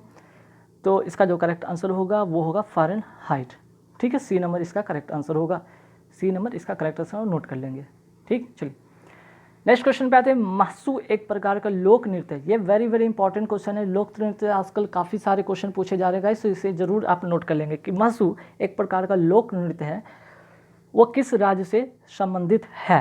तो इसका जो करेक्ट आंसर बनेगा वो होगा सी नंबर आंसर होगा हिमाचल प्रदेश, ठीक है। चलिए आगे बढ़ते हैं सवाल पे कि हमारा राष्ट्रीय गीत क्या है। तो हमारा राष्ट्रीय गीत सभी को पता होगा, बहुत इजी क्वेश्चन है, ठीक, वंदे मातरम जो कि हमारा राष्ट्रीय गीत है। अब इससे रिलेटेड कुछ क्वेश्चन फैक्ट याद रख लें, ठीक है, कि अगर इसकी बात करें कि गीत कब बनाया गया था, भारत का ये राष्ट्रगीत कब बना था, तो नोट कर लीजिएगा 24 जनवरी, ठीक है, 1950 में इसे क्या किया गया था, पहली बार इसे अपनाया गया था या फिर बनाया गया था। और इसके जो प्रसिद्ध लेखक हैं, ठीक है, इसके लेखक के बारे में नोट कर ले। लेखक कौन है, बंकिम चंद्र चटर्जी, ठीक है, बंकिम चंद्र चटर्जी, नोट कर लीजिएगा, ठीक है। बंकिम चंद्र चटर्जी जी ने ये वंदे मातरम जो है गीत गाया था, और 24 जनवरी 1950 में इसे अपनाया गया, ठीक। और यह गीत किस में लिखा गया था, किस उपन्यास में लिखा गया था? इनके जो उपन्यास थे, ठीक है, बंकिम चंद्र चटर्जी जी का एक उपन्यास है आनंद मठ, ठीक है, आनंद मठ जो था उसी उपन्यास से ये लिया गया है। और अगर सबसे पहले कब गाया गया था तो याद रखें, इससे बहुत सारे फैक्ट है, जैसे कि सर्वप्रथम 1896 में, ठीक है, 1896 की अगर बात करें तो भारतीय राष्ट्रीय कांग्रेस के वार्षिक अधिवेशन में ये पहली बार, ठीक है, पहली बार इसे क्या किया गया था, इसे गाया गया था। तो ये 3-4 फैक्ट है, इससे आप जरूर याद करें, ठीक। चलिए अब आते हैं नेक्स्ट क्वेश्चन पे। किस राज्य में प्रत्येक वर्ष जुलाई में खर्ची फेस्टिवल मनाई जाती है? ये भी वेरी इंपॉर्टेंट क्वेश्चन में से बन जाता है, क्योंकि आजकल फेस्टिवल से भी एक आध क्वेश्चन पूछे जाने लगे हैं। तो इसका करेक्ट आंसर जो होगा वो होगा सी नंबर आंसर, त्रिपुरा, ठीक है। चलिए अब आगे बढ़ते हैं सवाल पे। यहाँ पे देखिए निम्नलिखित में से सही जोड़ा कौन सा होगा? यहाँ पे स्टेट एंड देयर कैपिटल्स की बात किया गया है, तो इसका जो करेक्ट आंसर होगा वो होगा, इसमें जो सही जोड़ा है वो होगा मिजोरम का आइजोल, ठीक है। बाकी अगर असम की बात करें तो ईटानगर नहीं होता है इसका, असम का जो होता है, ठीक है, अगर इसकी कैपिटल की बात करें असम, और अगर असम की बात करें तो असम का हो जाएगा आपका गुवाहाटी, ठीक है, गुवाहाटी, ठीक। अरुणाचल प्रदेश की बात कर ले यहाँ पे तो गुवाहाटी इसका नहीं होगा, बल्कि होगा इसका ईटानगर। और नागालैंड की अगर बात करें तो शिलांग नहीं होगा, बल्कि इसका होगा कोहिमा, ठीक है, इसका कैपिटल है। तो एक जो था कि आपका करेक्ट था इसका कैपिटल, बाकी 3 का कैपिटल अलग था, जिसमें से आपको सही मिलान करना था, सही मिलान का ऑप्शन आपको बताना था, तो ए नंबर इसका करेक्ट आंसर होगा। चलिए अब आते हैं 65 के बाद 66 में आते हैं, ठीक है। चलिए यहाँ पे क्या, अपनी अद्भुत वास्तुकला के लिए जाने जाने वाला सूर्य मंदिर कहाँ स्थित है? तो सूर्य मंदिर के बारे में अगर यहाँ पे बात करें तो ये उड़ीसा में है, ठीक है, और उड़ीसा के कोणार्क में स्थित है, ठीक है। हालांकि उड़ीसा के कहाँ है? उड़ीसा के कोणार्क में स्थित है, मीन्स सी नंबर इसका करेक्ट आंसर होगा। इसे ब्लैक पैगोडा के नाम से भी जाना जाता है, ठीक है, नोट कर लेंगे, इसे ब्लैक पैगोडा के नाम से भी जाना जाता है, ठीक है। चलिए अब आते हैं नेक्स्ट क्वेश्चन पे कि इनमें ट्रिक शब्द का संबंध किस खेल से है? वेरी इंपॉर्टेंट है क्वेश्चन, वेरी इंपॉर्टेंट। स्पोर्ट्स से एक आध क्वेश्चन से पूछे जा सके कि ट्रिक जो है टेनिस से है रिलेटेड है, शतरंज से रिलेटेड है, क्रिकेट से रिलेटेड या ब्रिज से रिलेटेड है, तो इसका करेक्ट आंसर होगा वो होगा ब्रिज, ठीक है, सी नंबर इसका ऑप्शन होगा। अब आते हैं 67 के बाद 68 पे। चलिए इसके बाद है कि भारत का सबसे महत्वपूर्ण लघु उद्योग इनमें से कौन सा है, ठीक है। तो इसका जो करेक्ट आंसर होगा वो होगा बी नंबर आंसर होगा हथकरघा उद्योग, ठीक है। हैंडलूम इंडस्ट्री जो है भारत का सबसे महत्वपूर्ण लघु उद्योग माना जाता है। नेक्स्ट, समाजवाद के उग्र रूप को किस नाम से जाना जाता है? तो इसका जो करेक्ट आंसर होगा वो होगा डी नंबर आंसर, साम्यवाद, ठीक है, कम्युनिज्म, ठीक है, कम्युनिज्म जिसे कहते हैं या साम्यवाद कहते हैं के नाम से जाना जाता है। चलिए नेक्स्ट, संतुलन कीमत को अन्य किस नाम से जाना जाता है? वेरी इंपॉर्टेंट क्वेश्चन है, एक से एक क्वेश्चन पूछे जाते हैं, एक आध क्वेश्चन पूछ दिए जाते हैं। तो 71 का जो होगा आंसर होगा सी नंबर आंसर होगा सामान्य कीमत, ठीक है, डी नंबर इसका करेक्ट आंसर होगा सामान्य कीमत। चलिए नेक्स्ट क्वेश्चन पे आते हैं कि भारतीय राष्ट्रीय कांग्रेस के आरंभ में ब्रिटिश सरकार का इसके प्रति रवैया था, ठीक है। तो इसके बाद अगर भारतीय राष्ट्रीय कांग्रेस के बारे में बात करें, आरंभ में ब्रिटिश सरकार के साथ उसका संबंध कैसा था? तो इसका जो करेक्ट आंसर होगा वो था मैत्रीपूर्ण, सी नंबर इसका करेक्ट आंसर होगा।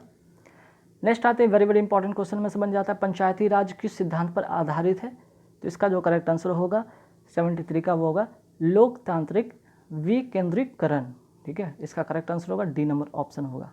कई बार स्टूडेंट जल्दीबाजी में विकेंद्रीकरण बी पे टिक कर देते हैं, जो कि गलत हो जाएगा, है ना। चलिए नेक्स्ट क्वेश्चन पे आते हैं, निम्नलिखित में से क्या देश की जनसंख्या में वृद्धि का कारण नहीं होगा? ठीक है, होगा नहीं बल्कि नहीं होगा, तो करेक्ट आंसर होगा विवाह की औसत आयु में वृद्धि, ठीक है। चलिए नेक्स्ट क्वेश्चन, वित्त आयोग जो सांविधिक निकाय है की नियुक्ति प्रत्येक 5 वर्ष में की जाती है, ताकि क्यों? ठीक है, सवाल ये कि क्यों, तो उसका करेक्ट आंसर होगा ए नंबर आंसर, ताकि केंद्र और राज्य के बीच करों और उगाहियों का विभाजन किया जा सके, है ना। चलिए अब आते हैं नेक्स्ट क्वेश्चन पे, क्वेश्चन नंबर 76 पर आते हैं। नेक्स्ट जो क्वेश्चन है यहाँ पे 76 में कि लोकसभा अध्यक्ष को, ठीक है, लोकसभा अध्यक्ष को उसके पद से हटाया जा सकता है, कब हटाया जा सकता है? तो इसका जो करेक्ट आंसर होगा ए नंबर इसका होगा। लोकसभा सदन के कुल सदस्यों के बहुमत से अविश्वास प्रस्ताव पारित करती है, तब ऐसा हो सकता है। ठीक है, चलिए आते हैं नेक्स्ट क्वेश्चन पे। मनुस्मृति क्या है? तो मनुस्मृति जो है एक कानून की पुस्तक है। ठीक है, कानून की या धार्मिक कानून की पुस्तक है। चलिए नेक्स्ट क्वेश्चन पे आते हैं कि गुप्त काल साक्षी है, किस लिए साक्षी है भाई? तो इसका आंसर है कि गुप्त काल जो है हिंदू धर्म के पुनरुत्थान का साक्षी माना जाता है। मीन्स कि ए नंबर इसका करेक्ट आंसर होगा। चलिए नेक्स्ट आते हैं 1498 ईस्वी में पुर्तगाली नाविक वास्को डी गामा पहुंचा था। कहाँ पहुंचा था? वेरी वेरी इंपॉर्टेंट क्वेश्चन है। ये पहुंचा था कालीकट। ठीक है, एक कालीकट पहुंचा था जो कि भारत के पश्चिमी तट पर स्थित बंदरगाह है कालीकट, वहीं पे ये पहुंचा था। समुद्र मार्ग की खोज करते करते, ठीक है, समुद्री मार्ग की खोज के माध्यम से यहाँ पे पहुंचा। ठीक है, नेक्स्ट के आते हैं सवाल पे, वेरी इंपॉर्टेंट क्वेश्चन बन जाता है। इसके बारे में कुछ फैक्ट है जो कि आपको याद रखने होंगे। संविधान सभा के अध्यक्ष थे। ठीक है, तो संविधान सभा के अध्यक्ष कौन थे भाई? तो आंसर तो बहुत आराम से आप मार देंगे, डॉक्टर राजेंद्र प्रसाद थे संविधान सभा के अध्यक्ष। तो इसके कुछ बैकग्राउंड में आते हैं कि इसके बारे में कुछ स्टोरी थोड़ा सा जानते हैं। देखिए होता क्या दरअसल कि 9 दिसंबर, ठीक है, 9 दिसंबर 1946 को होता है क्या? ठीक है, 9 दिसंबर 1946 को संविधान सभा में सच्चिदानंद सिन्हा को, ठीक है, सच्चिदानंद सिन्हा को, ठीक है, अस्थाई अध्यक्ष निर्वाचित किया गया था। लेकिन 2 दिन बाद, ठीक है, 2 दिन बाद मीन्स कि 11 दिसंबर 1946 को ही बात करें कि राजेंद्र प्रसाद को संविधान सभा का अस्थाई अध्यक्ष के रूप में निर्वाचित किया गया था। तो ये एक फैक्ट है, ध्यान रखिएगा। पहले जो हुआ था कि सच्चिदानंद सिन्हा को बनाया गया था, लेकिन ठीक 2 दिन बाद डॉक्टर राजेंद्र प्रसाद को अस्थाई अध्यक्ष बनाया गया। ठीक है, चलिए नेक्स्ट क्वेश्चन क्या? संविधान के किस भाग में राजनीति के निर्देशक सिद्धांत समाविष्ट हैं? ठीक है, तो इसका जो करेक्ट आंसर होगा वो होगा भाग जो है इसका 4 में राज्य के नीति निर्देशक सिद्धांत समाविष्ट है। ठीक, नेक्स्ट आते क्वेश्चन कि निम्नलिखित में क्या धात्विक अयस्क है? ठीक है, तो इसका जो करेक्ट आंसर होगा वो होगा आपका बॉक्साइड। ए नंबर इसका करेक्ट आंसर होगा, जो कि धात्विक बॉक्साइड है। धात्विक जो है अयस्क है वो है बॉक्साइड। तो चलिए इसका जो अभी बताया था कि रासायनिक नाम की अगर बात करें तो हाइड्रेटेड एल्यूमिना है। ठीक है, चलिए यह अयस्क सर्वप्रथम फ्रांस के बॉक्स नामक स्थान पर पाया गया था, इसलिए इस अयस्क का नाम बॉक्साइड पड़ा। एक स्टोरी है छोटा सा जिसे जान लेंगे आप लोग। नेक्स्ट क्वेश्चन आते हैं निम्नलिखित में से खरीफ फसल कौन सी है? तो खरीफ फसल इसका जो करेक्ट आंसर होगा वो होगा चावल। ठीक है, हालांकि इसमें और भी चीज़ें शामिल हैं। और कौन कौन से हैं जो कि आपका खरीफ फसल में आता है? जैसे हो गया धान, नोट करना चाहिए तो नोट करें, धान हो गया जिसे चावल कहते हैं, मक्का हो गया, ठीक है, बाजरा हो गया, ज्वार हो गया, मूंग हो गया, ठीक है, गन्ना हो गया, मूंगफली हो गया, ठीक है। तो ये जितने भी कुछ मैं बताया जैसे कि चावल, मक्का, बाजरा, ज्वार, मूंग, मूंगफली, गन्ना, ये सभी क्या है? खरीफ फसल है। ठीक है, चलिए आगे बढ़ते सवाल पे कि भारत में निम्नलिखित किस राज्य में अनुकूल लिंग अनुपात है? तो इसका जो करेक्ट आंसर होगा वो होगा डी नंबर ऑप्शन केरल। ठीक, चलिए नेक्स्ट क्वेश्चन पे आते हैं 86 पे।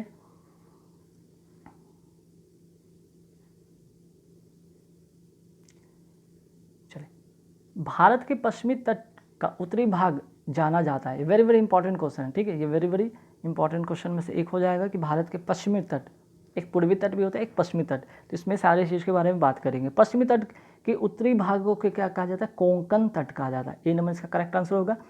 ये भारत का जो मैप देखे होंगे आप लोग, ठीक है, ये भारत का अगर हम मैप की बात करें, इस तरह से भारत का मैप आता है। ठीक है, तो भारत के पश्चिमी, ये पश्चिमी का जो उत्तरी भाग है, ये भाग क्या कहलाता है? कोंकण तट। ठीक है, कोंकण तट। और दक्षिणी भाग, ये वाला भाग को क्या कहा जाता है? मालाबार, है ना, नोट कर लीजिएगा, मालाबार। इसके बाद बात करते हैं पूर्वी। ठीक है, पूर्वी का उत्तरी भाग की अगर बात करें, यहाँ पे उत्तरी भाग को कहा जाता है सिरकास, ठीक है, सिरकास, और इसके दक्षिणी भाग को, ये वाले भाग को कोरोमंडल कहा जाता है, कोरोमंडल कहा जाता है। तो काफ़ी बार एग्जाम में पूछा गया है। कोरोमंडल तट की बात करें तो ये पूर्वी का दक्षिणी भाग है, मालाबार तट की बात करें तो ये पश्चिमी का दक्षिणी भाग है, और उत्तरी सिराकस तट की बात करें तो पूर्वी का उत्तरी भाग है, ठीक है। तो एक क्वेश्चन में 4 सवाल हैं, जरूर आप इन्हें नोट कर लेंगे। नेक्स्ट, निम्नलिखित में कौन सा वास्तविक फल है? 87 वेरी वेरी इंपॉर्टेंट क्वेश्चन। कई बार आपको ये क्वेश्चन फंसाएंगे एग्जाम में, कन्फ्यूज करके आप गलत कर सकते हैं 87 में। तो इसका करेक्ट आंसर होगा नारियल, ठीक है। अब वास्तविक फल का मतलब होता क्या है? वास्तविक फल बोले या कई बार एग्जाम में आता है सत्य फल, ऐसा लिखा रहता है सत्य फल। इसका मतलब होता क्या है? इसका मतलब होता है कि जिसका विकास अंडाशय से होता है, इसका जो डेवलपमेंट होता है, डेवलपमेंट किससे होता है? ओवरी से, ठीक है, अंडाशय से, ठीक है। तो इसको कहते हैं, जैसे कौन कौन और भी होते हैं नोट कर लीजिएगा, जैसे कि आम हो गया, ठीक है, जो कि आपको यहाँ पे सतफल में आ जाते हैं, आम हो गया, नारियल तो अभी आपको टिक कर दिए। लेकिन अगर हम बात करें कि अंडाशय के अतिरिक्त पुष्प के अन्य भाग से, जैसे कि पुष्पासन हो गया, बाहदल हो गया, अगर इन सभी से फल बनेंगे, फल बनने में जो भाग लेते हैं, ठीक है, या इनसे फल बनते हैं, ऐसे फलों को कहते हैं असत्य फल। तो एक तो आप सत्य फल जान ली, अब असत्य फल का भी एक नोट कर लें, जो कि एग्जाम में कई बार पूछे जाते हैं। असत्य फल को यहाँ पे नोट कर लें कौन कौन से होंगे। तो असत्य फल का जो होगा, या कूट फल भी कहते हैं, जैसे कि काजू, ठीक है, नाशपाती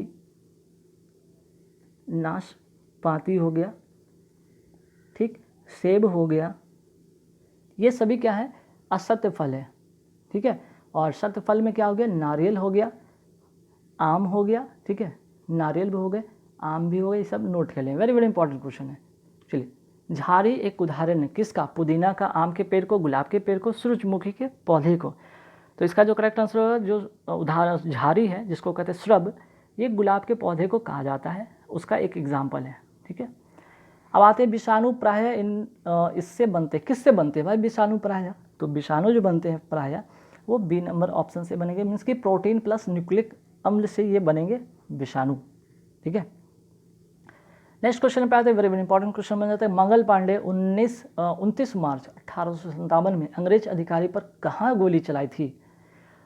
तो इसका करेक्ट आंसर होगा बैरकपुर में, ठीक है, बी नंबर इसका करेक्ट आंसर होगा, बैरकपुर में अंग्रेज अधिकारी पर गोली चलाई थी। चलिए, नेक्स्ट है कॉफ़ी का सबसे बड़ा उत्पादक राज्य कौन सा है? तो इसका जो करेक्ट आंसर होगा वो होगा कर्नाटक, सी नंबर इसका करेक्ट आंसर होगा, ठीक है। नेक्स्ट है कब पहला डायनासोर देखा गया था? तो इसका जो करेक्ट आंसर होगा जुरासिक युग में, या ठीक है, जुरासिक युग में। नेक्स्ट क्वेश्चन पे आते हैं 93 पे कि निम्नलिखित द्रव्यों में से जिसमें सबसे अधिक उष्मा चालकता होती है वो क्या है? तो इसका जो करेक्ट आंसर होगा 93 का वो होगा यहाँ पे डी नंबर आंसर होगा तांबा, ठीक है। 94 पे आते हैं कि इनमें से कौन सी डीसी पर प्रचालित नहीं होती है? डीसी, ठीक है, जिसके कहते हैं डायरेक्ट करंट की बात कर रहे हैं। तो इसका जो करेक्ट आंसर होगा वो होगा यहाँ पे डी नंबर आंसर प्रेरणी मोटर, ठीक है। चलिए, नेक्स्ट क्वेश्चन पे आते हैं, हीरे के चमकने का क्या कारण है? ठीक है, हीरे के चमकने का क्या कारण है? इसका आंसर होगा उच्च अपवर्तनांक, ठीक है। हीरे के चमकने का प्रमुख कारण है उच्च अपवर्तनांक। इसका अपवर्तनांक होता कितना है? 2.417, ठीक है। और इसका कारण है कि पूर्ण आंतरिक परावर्तन के कारण हीरा बहुत चमकता है, ठीक है। नेक्स्ट क्वेश्चन पे आते हैं, एक लोहे के बॉल और एक तांबे के बॉल का द्रव्य समान उत्प्लावन होगा, ठीक है, जब उनका वट मीन्स उनका क्या समान होने पर ही ऐसा कुछ होगा? तो 96 का आंसर होगा बी नंबर आंसर है, अगर इसका आयतन समान हो तब ऐसा होगा। नेक्स्ट क्वेश्चन पे आते हैं, इलेक्ट्रॉनिक मीटिंग से यह नहीं होता, क्या नहीं होता इलेक्ट्रॉनिक मीटिंग से?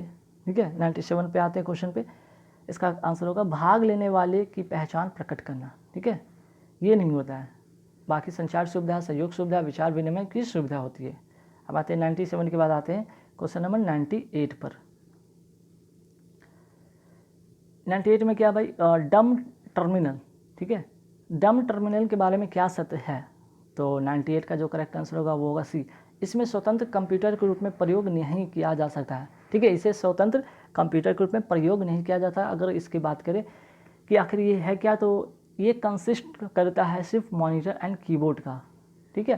मीन्स कि are down terminal simply and output device that accept data from the CPU, ठीक। चलिए नेक्स्ट क्वेश्चन पे आते हैं, दूध का पास्तुरीकरण तापमान कितना होता है, ठीक है। तो इसका करेक्ट आंसर होगा 99 का, वो होगा E, 60 डिग्री से 65 डिग्री सेल्सियस की बात कर रहे हैं, ठीक है। तो इस प्रक्रिया पे समान तौर पे दूध को क्या किया जाता है, 60 डिग्री सेल्सियस पर, ठीक है, 20 मिनट तक गर्म किया जाता है ताकि इसका जो है जीवाणु नष्ट हो जाए, ठीक है। चलिए नेक्स्ट क्वेश्चन पे आते हैं कि कीटों की पैरों की संख्या निम्नलिखित कितनी होती है।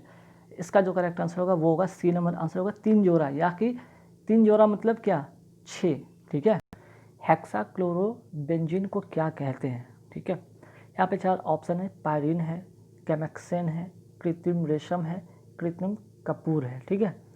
तो काफ़ी इंपॉर्टेंट क्वेश्चन है, ये साइंस से रिलेटेड क्वेश्चन है। तो इसका जो करेक्ट आंसर होगा हेक्साक्लोरोबेंजीन को कहते हैं गैमेक्सेन, ठीक।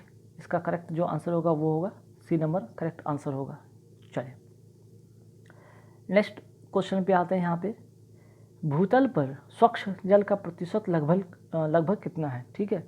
जो स्वच्छ जल है वो पृथ्वी पर कितना प्रतिशत है लगभग, तो इसका जो करेक्ट आंसर होगा वो होगा B नंबर आंसर होगा लगभग 3% है, ये पीने योग्य पानी है पृथ्वी पर, ठीक।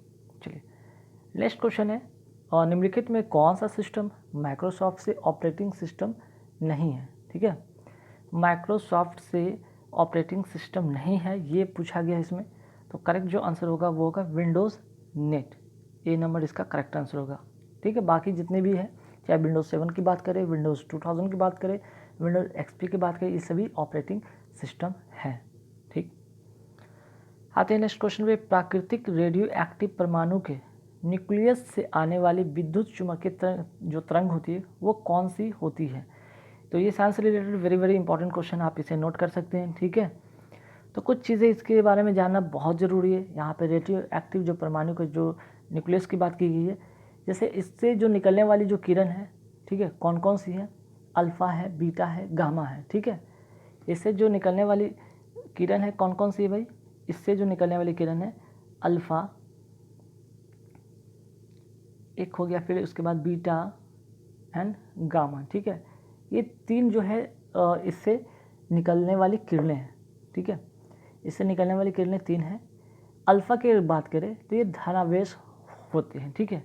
अल्फ़ा की बात करें तो ये धनावेश होते, पॉजिटिव होते हैं, जिसके चलते यह विक्षेपित हो जाती है।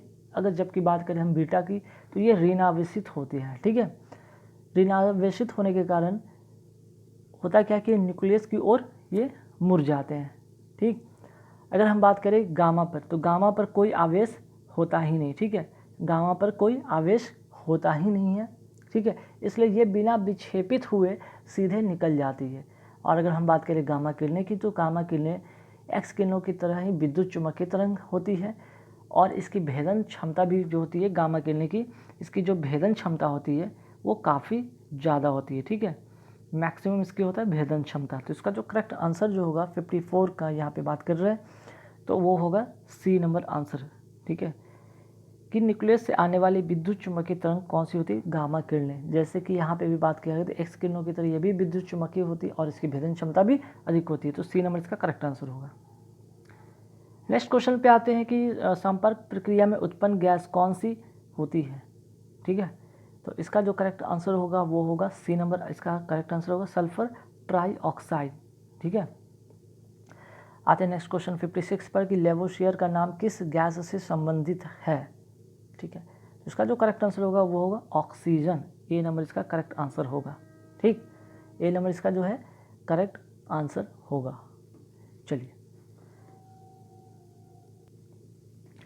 नेक्स्ट जो क्वेश्चन है, प्रकाश के किस सिद्धांत के आधार पर छाया बनती है। 4 ऑप्शन है, सरल रेखीय गमन, विवर्तन, परावर्तन, अपवर्तन, ठीक। इसका जो करेक्ट आंसर होगा वो होगा सरल रेखीय गमन के कारण, ठीक है। चलिए नेक्स्ट क्वेश्चन पे आते हैं, यदि किसी हल्के और किसी भारी पिंड का संवेग समान हो, ठीक है ना, हल्के और भारी पिंड का जो है संवेग समान हो तो उसकी गतिज ऊर्जा कितनी होगी, ठीक। तो इसका जो करेक्ट आंसर होगा वो होगा C नंबर होगा, हल्के पिंड के लिए अधिक, ठीक है। तो ये भी वेरी वेरी इंपॉर्टेंट क्वेश्चन कई बार एग्जाम में पूछे गए हैं, ध्यान रखिएगा। चलिए अब आते हैं, तरंग में दो शिखरों के बीच की दूरी किससे निर्धारित की जाती है ना। तरंग में जो दो शिखरों के बीच की दूरी होती है वो किस पर निर्धारित की जाती है। तो यहाँ पे 4 ऑप्शन होंगे, जैसे तरंग संख्या हो गया, तरंग वेग हो गया, आयाम हो गया, तरंग दैर्घ्य हो गया, है ना। तो इसका ऑप्शन है, आगे देखते हैं। तो इसका जो करेक्ट आंसर जो होगा 59 का वो होगा डी नंबर ऑप्शन होगा, तरंग दैर्घ्य। ठीक है।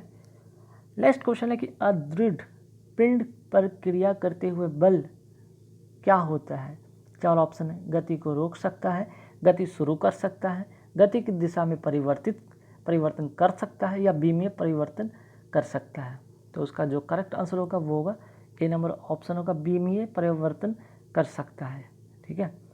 आते हैं नेक्स्ट क्वेश्चन पे, कंप्यूटर मेमोरी में 4 बिट किसके बराबर होते हैं। ठीक है, 4 बिट जो होते हैं किसके बराबर होते हैं। तो आंसर जो होगा 4 बिट इक्वल टू निबल के। ठीक है, 4 बिट जो होगा बराबर किसके होंगे, निबल के। मीन्स कि सी नंबर इसका करेक्ट आंसर होगा। चलिए नेक्स्ट क्वेश्चन है, जानवरों के किस समूह या मीन्स कि किस फालम में कंकतलकोलम नामक गलफरो द्वारा शोषण होता है। ठीक है, तो इसका जो करेक्ट आंसर होगा यहाँ पे 62 का वो होगा डी नंबर आंसर होगा, मोलस्का। ठीक है। चलिए नेक्स्ट क्वेश्चन पे आते हैं कि निम्नलिखित में से कौन सुभाष चंद्र बोस की आज़ाद हिंद फौज का सदस्य नहीं था। ठीक है, तो इसका जो करेक्ट आंसर होगा वो होगा बी नंबर ऑप्शन होगा, GS ढिल्लो। ठीक है, जो कि इनके सदस्य, इनके जो जो आज़ाद हिंद फौज का जो सदस्य में शामिल नहीं थे। ठीक है। अब आते हैं नेक्स्ट क्वेश्चन 66 पर, 1898 ईस्वी में रेडियो धर्मिता की परिघटना का पता किसने लगाया था। रेडियो धर्मिता की परिघटना का पता किसने लगाया था। तो इसका जो करेक्ट आंसर होगा 66 का वो होगा ए नंबर आंसर, हेनरी बेकवेरेल। ठीक है। नेक्स्ट, रंगीन टेलीविज़न की खोज किसने की थी। तो आंसर जो होगा इसका करेक्ट आंसर होगा वो होगा बी, JL बेयर्ड। ठीक है। नेक्स्ट क्वेश्चन है, जापान के प्रधानमंत्री कौन है। तो देखिए यहाँ पे जापान के अगर प्रधानमंत्री की बात करते हैं तो देखिए इसका जो करेक्ट आंसर होगा वो होगा शिंजो आबे, सी नंबर इसका आंसर होगा। ठीक है। चलिए आगे सवाल पे आते हैं। नेक्स्ट जो क्वेश्चन है, आय होले प्रशस्ति की रचना किसने की थी। ठीक है, तो यहाँ पे जो इसका आंसर होगा वो होगा क्या, डी नंबर आंसर होगा। ठीक है, रवि कृति। तो इसके बारे में थोड़ा सा यहाँ पे जानकारी मैं बताना चाहूँगा। बात ये है कि दक्षिण भारतीय जो है प्राचीन राजवंशों में वातापी या फिर बादामी के चालुक्य राजवंश का नाम विशेष उल्लेखनीय है। ठीक है, इस वंश के जो शासकों ने 6वीं शताब्दी के मध्य से लेकर 8वीं शताब्दी के मध्य तक दक्षिण पथ पर शासन किया। अब बात करें यहाँ पे पुलकेशिन द्वितीय का, तो पुलकेशिन द्वितीय के आय होले या इसको आय होले को यहाँ पे बात करें ए होल भी कहा जाता है। ठीक है, ए होल। ठीक, ए होल के बारे में यहाँ पे बात करेंगे। ए होल जो है अभिलेख के बारे में यहाँ पे बात किया जा रहा है। ठीक, ए होल या फिर आय होल है। तो ये पुलकेशिन द्वितीय के आय होले या ए होल अभिलेख से इस राजवंश के बारे में प्रमाणिक जानकारी मिलती है। ठीक है, तो ये तो है किसका है, पुलकेशिन द्वितीय का। ठीक है ना, पुलकेशिन द्वितीय। ठीक है, तो इसके बारे में इस राजवंश की जानकारी मिलती है, प्रमाणिक जानकारी मिलती है। और एहोल अभिलेख की रचना जो है, अगर हम बात करें रचना कौन किया था, तो रचना रवि कीर्ति द्वारा की गई थी। ठीक है। चलिए नेक्स्ट क्वेश्चन पे आते हैं, बुद्ध का जन्म कब हुआ था। ठीक है, तो बुद्ध का जन्म जो हुआ था 563 ईस्वी ईसा पूर्व में हुआ था। ठीक है, डी नंबर ऑप्शन में। और अगर बात करें कहाँ पे हुआ था, तो ये हुआ था कपिल वस्तु के लुम्बिनी नामक स्थान पे। ठीक है ना, कपिल वस्तु के लुम्बिनी नामक, ठीक है, स्थान पर। चलिए नेक्स्ट क्वेश्चन है, छाव नृत्य कहाँ की नृत्य शैली है। ठीक है, तो जो छाव नृत्य है वो है बिहार की ये नृत्य शैली है। सॉरी, ए नंबर इसका करेक्ट आंसर होगा, ए नंबर आप नोट कर लें। ठीक है, चलिए नेक्स्ट क्वेश्चन पे आते हैं, निम्नलिखित में कौन सा ऊर्जा का नवीकरणीय स्रोत है। तो इसका जो करेक्ट आंसर होगा वो होगा आपका डी नंबर ऑप्शन होगा, परमाणु ईंधन। ठीक है, परमाणु ईंधन नवीकरणीय स्रोत है जिसको कहते हैं रिन्यूएबल एनर्जी की बात कर सकते हैं, या फिर उसका जो सोर्स है ठीक। तो अगर बात करें पेट्रोलियम, कास्ट, कोयला, ये सब अनवीकरणीय स्रोत का उदाहरण है। अब आते हैं नेक्स्ट क्वेश्चन, घटपर्णी में घट किससे बनता है? ठीक है, तो 74 का अगर बात करें, इसका जो करेक्ट आंसर होगा वो होगा डी नंबर आंसर, पत्ती से। अब इसके बारे में कुछ रोचक तथ्य के बारे में जानें। घट जो पर्णी पौधे में पत्ती से घट बन जाता है, ठीक है, जिसे कीटाहारी पौधे कहते हैं, जिसमें पत्ती का अग्रिम जो भाग होता है, मीन्स के आगे का भाग एक घड़े का आकार का ग्रहण एक रूप ले लेता है, जिसमें एक ढक्कन जैसा कुछ होता है।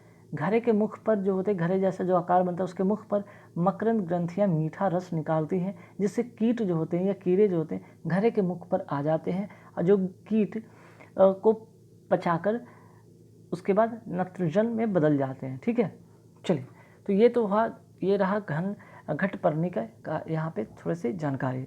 हम नेक्स्ट क्वेश्चन पे आते हैं, निम्नलिखित में कौन सा उर्वरक जैव उर्वरक है? तो इसका जो करेक्ट आंसर होगा वो होगा आपका बी नंबर ऑप्शन होगा, राइजोबियम संवर्धन। ठीक है, चलिए अब आते हैं नेक्स्ट क्वेश्चन पे, 76 पे आते हैं। ठीक, 76 में क्या है, स्वामी विवेकानंद किससे संबंधित थे? मीन्स कि किस संस्था से संबंधित है, किस समाज सेवा से संबंधित रखते थे? तो इसका जो करेक्ट आंसर होगा वो होगा रामकृष्ण मिशन। ठीक है, रामकृष्ण मिशन मीन्स ए नंबर इसका करेक्ट आंसर होगा। अगर बात करते हैं ब्रह्म समाज की बात करें, या फिर आर्य समाज की बात करें, या फिर अगर प्रार्थना समाज की बात करें, तो ब्रह्म समाज की अगर स्थापना की बात करें तो इसके जो थे राजा राम मोहन राय। ठीक है, राजा राम मोहन राय। ठीक, अगर बात करें यहाँ पे आर्य समाज की अगर बात करें, तो आर्य समाज की अगर बात करें यहाँ पे, तो इसके जो ये जिस संस्था से जुड़े थे उनका, और जिस संस्था की स्थापना किए थे उनका नाम है दयानंद सरस्वती। ठीक है, दयानंद सरस्वती। ठीक, अगर बात करें प्रार्थना समाज के बारे में, अगर संस्थापक की बात करें, तो इसमें 3 लोग जुड़े थे, जैसे में कि महादेव गोविंद रनाडे, आत्माराम पांडुरंग और चंद्रावरकर आदि इसमें शामिल थे। ठीक है, चलिए नेक्स्ट क्वेश्चन पे आते हैं, निम्नलिखित में से किस देश में राष्ट्रपति शासन प्रणाली है? तो 77 का जो होगा करेक्ट आंसर वो होगा बी नंबर ऑप्शन होगा, यूएसए। ठीक है, अब इसका क्या मतलब हुआ?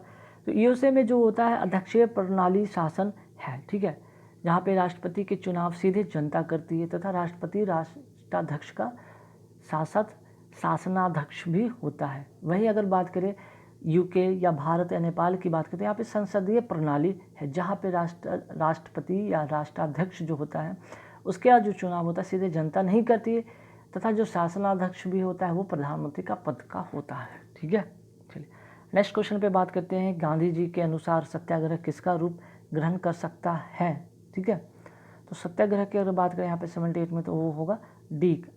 ठीक है, क्रांति का रूप ये ग्रहण कर सकता था। ठीक है, चलिए नेक्स्ट क्वेश्चन है, भारतीय संविधान की तीनों सूचियों में से किसी में भी उल्लेख न किए गए विषयों पर विधान कौन बनाएगा? है ना, वेरी वेरी इंपॉर्टेंट क्वेश्चन है कि किसी भी उल्लेख न किए गए विषयों पर विधान कौन बनाएगा? तो इसका जो करेक्ट आंसर होगा यहाँ पे नोट कर लीजिए, वो होगा आपका बी नंबर ऑप्शन। ठीक है, संसद बनाएगा। चलिए नेक्स्ट क्वेश्चन पे आते हैं, दिल्ली सल्तनत का आखिरी शासक कौन था? वेरी इंपॉर्टेंट क्वेश्चन है। दिल्ली सल्तनत का अंतिम शासक जो था इब्राहिम लोदी था। ठीक है, अब इसके बारे में थोड़ा स्टोरी सुनेंगे कि इब्राहिम लोदी की अगर बात करते था। ठीक है, तो बात हो रहा है 1526 को, जब पानीपत का प्रथम युद्ध हुआ था, जिसमें मुगल बादशाह जो था बाबर ने इब्राहिम लोदी को पराजित किया था, और इसके बाद ही जो है दिल्ली में जो मुगल शासन की नींव पड़ी थी। वेरी इंपॉर्टेंट यहाँ पे क्वेश्चन बन जाता है, क्यों? क्योंकि दिल्ली सल्तनत खत्म होता है और मुगल शासन का यहाँ पे स्थापना हो जाता है, इसलिए ये क्वेश्चन काफ़ी इंपॉर्टेंट बन जाता है, वेरी वेरी इंपॉर्टेंट है। और किसके अंत के कारण, किसके अंत के बाद? इब्राहिम लोदी के बाद। और किसके द्वारा? तो बाबर के द्वारा इसका अंत किया गया, उसके बाद ही मुगल शासन का स्थापना हुआ। चलिए नेक्स्ट क्वेश्चन है, अकबर का अभिभावक कौन था? अब अकबर का जो अभिभावक था वो था बैरम खान। ठीक है, इसका करेक्ट आंसर होगा सी नंबर आंसर होगा बैरम खान। ठीक है, और इनके जो पिता था, अकबर के पिता कौन थे? जो हुमायूं थे। ठीक है, चलिए यहाँ से जानकारी मिलती है। अब थोड़े से और इसकी जानकारी की बात करते हैं कि हुमायूं की मृत्यु के बाद बैरम खां ने ही जो गुरुदासपुर के निकट कालानौर में अकबर का मुगल बादशाह के रूप में राज्याभिषेक कराया था। ठीक है, उस समय अकबर की आयु केवल 13 वर्ष 4 महीने की थी और बैरम खां अभिभावक के रूप में इसका यहाँ पे साथ दिया। ठीक है, चलिए नेक्स्ट क्वेश्चन, निम्नलिखित में कौन सा युग्म संयुक्त आपूर्ति का उदाहरण है। 82 नंबर पे अगर क्वेश्चन पे देखा जाए तो इसका जो ऑप्शन यहाँ पे देख रहे हैं, चाय कॉफ़ी, पेन पेंसिल, धान भूसी या फिर कार पेट्रोल। ठीक, तो इसका जो करेक्ट आंसर होगा वो होगा सी नंबर आंसर होगा, धान और भूसी। ठीक है, अब आते हैं 83 पर। सर्वोदय की अवधारणा आमतौर पर किससे संबंधित है। सर्वोदय, तो इसका जो करेक्ट आंसर होगा वो होगा सी नंबर, गांधी जी से रिलेटेड है। ठीक, चलिए संपत्ति चोरी है यह किसने कहा था। संपत्ति जो है चोरी है यह किसने कहा था, तो इसका जो करेक्ट आंसर होगा वो होगा डी नंबर आंसर होगा, प्रोद्होन। ठीक है, नेक्स्ट है अर्थशास्त्र में केंद्रीय समस्या क्या होती है। वेरी वेरी इंपॉर्टेंट क्वेश्चन है, इको से भी कई बार एक आध क्वेश्चन एग्जाम में पूछ दिए जाते हैं। तो इसका जो करेक्ट आंसर होगा 85 का वो होगा डी नंबर आंसर होगा कि केंद्रीय समस्या होती है कमी। ठीक है, चलिए मांग में विस्तार कब होता है। क्वेश्चन नंबर 86 का है कि मांग में विस्तार कब होता है, तो इसका जो करेक्ट आंसर होगा वो होगा डी नंबर, जब मांग बढ़ती है तब इसका विस्तार होता है, मीन्स कि डी नंबर इसका करेक्ट आंसर होगा। नेक्स्ट है 87, वेरी वेरी इंपॉर्टेंट, पूर्णतः लोचहीन मांग की स्थिति में लोच की मात्रा कितनी होती है, जिसका जो करेक्ट आंसर होगा वो होगा इक्वल टू 0 के बराबर, मीन्स कि ए नंबर इसका करेक्ट आंसर होगा। एल आकृति का अनधिमान वक्र किसे दर्शाता है। चार ऑप्शन है, पूर्ण स्थानापन्नता या पूर्ण पूरकता, अपूर्ण स्थानापन्नता या फिर शून्य पूरकता। ठीक है, तो इसका जो 88 का जो करेक्ट आंसर होगा वो होगा ए नंबर। ठीक है, नेक्स्ट क्वेश्चन है जीन क्या है, तो जीन क्या है इसका जो करेक्ट आंसर होगा वो होगा ए नंबर आंसर होगा, विशेष डीएनए खंड जो विशेष लक्षण की आनुवंशिकता का निर्धारण करता है। ठीक है, चलिए नेक्स्ट क्वेश्चन, कुल आबादी में जनजातीय आबादी का अधिकतम प्रतिशत कहाँ पे है, तो इसका जो करेक्ट आंसर होगा वो होगा सी नंबर आंसर होगा, नागालैंड। ठीक है, आगे बढ़ते हैं नेक्स्ट क्वेश्चन पे 91 पे कि ऑरिजिन ऑफ स्पीशीज के रचयिता कौन है। ठीक है, तो इसका जो करेक्ट आंसर होगा वो होगा ए नंबर आंसर होगा, डार्विन। ठीक, आर्किड को क्या माना जाता है, आर्किड दरअसल है क्या यहाँ पे, तो इसका जो करेक्ट आंसर होगा वो होगा डी नंबर आंसर होगा। ठीक है, एक अधिपादप है जिससे कहते हैं एपीफाइट कहते हैं। ठीक, चलिए आगे सवाल पे आते हैं फटाफट। 93 में है एमनियोसेंटिसिस का असल में केवल किस लिए प्रयोग किया जाना चाहिए। ठीक है, तो 93 का जो आंसर होगा वो होगा सी नंबर ऑप्शन होगा, भ्रूण की वंशानुगत असामान्यताओं का पता लगाने के लिए। ठीक है, चलिए नेक्स्ट क्वेश्चन, एड्स फैलाने वाले HIV विषाणु का पुष्टिकारी परीक्षण क्या होता है, तो 94 का जो करेक्ट आंसर होगा वो होगा सी नंबर, एलिसा टेस्ट के माध्यम से इसका पता लगाया जाता है इसके विषाणु का। नेक्स्ट निम्नलिखित में कौन सा आग्नेय चट्टान का उदाहरण है। ठीक है, तो 95 का जो करेक्ट आंसर होगा वो होगा सी, गैब्रो। ठीक है, चलिए नेक्स्ट क्वेश्चन पे आते हैं, निम्नलिखित में किस युग्म का सही मिलान किया गया है, तो यहाँ पे देखेंगे कि जो करेक्ट आंसर होगा वो होगा सी नंबर आंसर होगा, बेड ओइन का जो है कॉम्बिनेशन बनेगा सहारा। ठीक है, सी नंबर इसका करेक्ट आंसर होगा।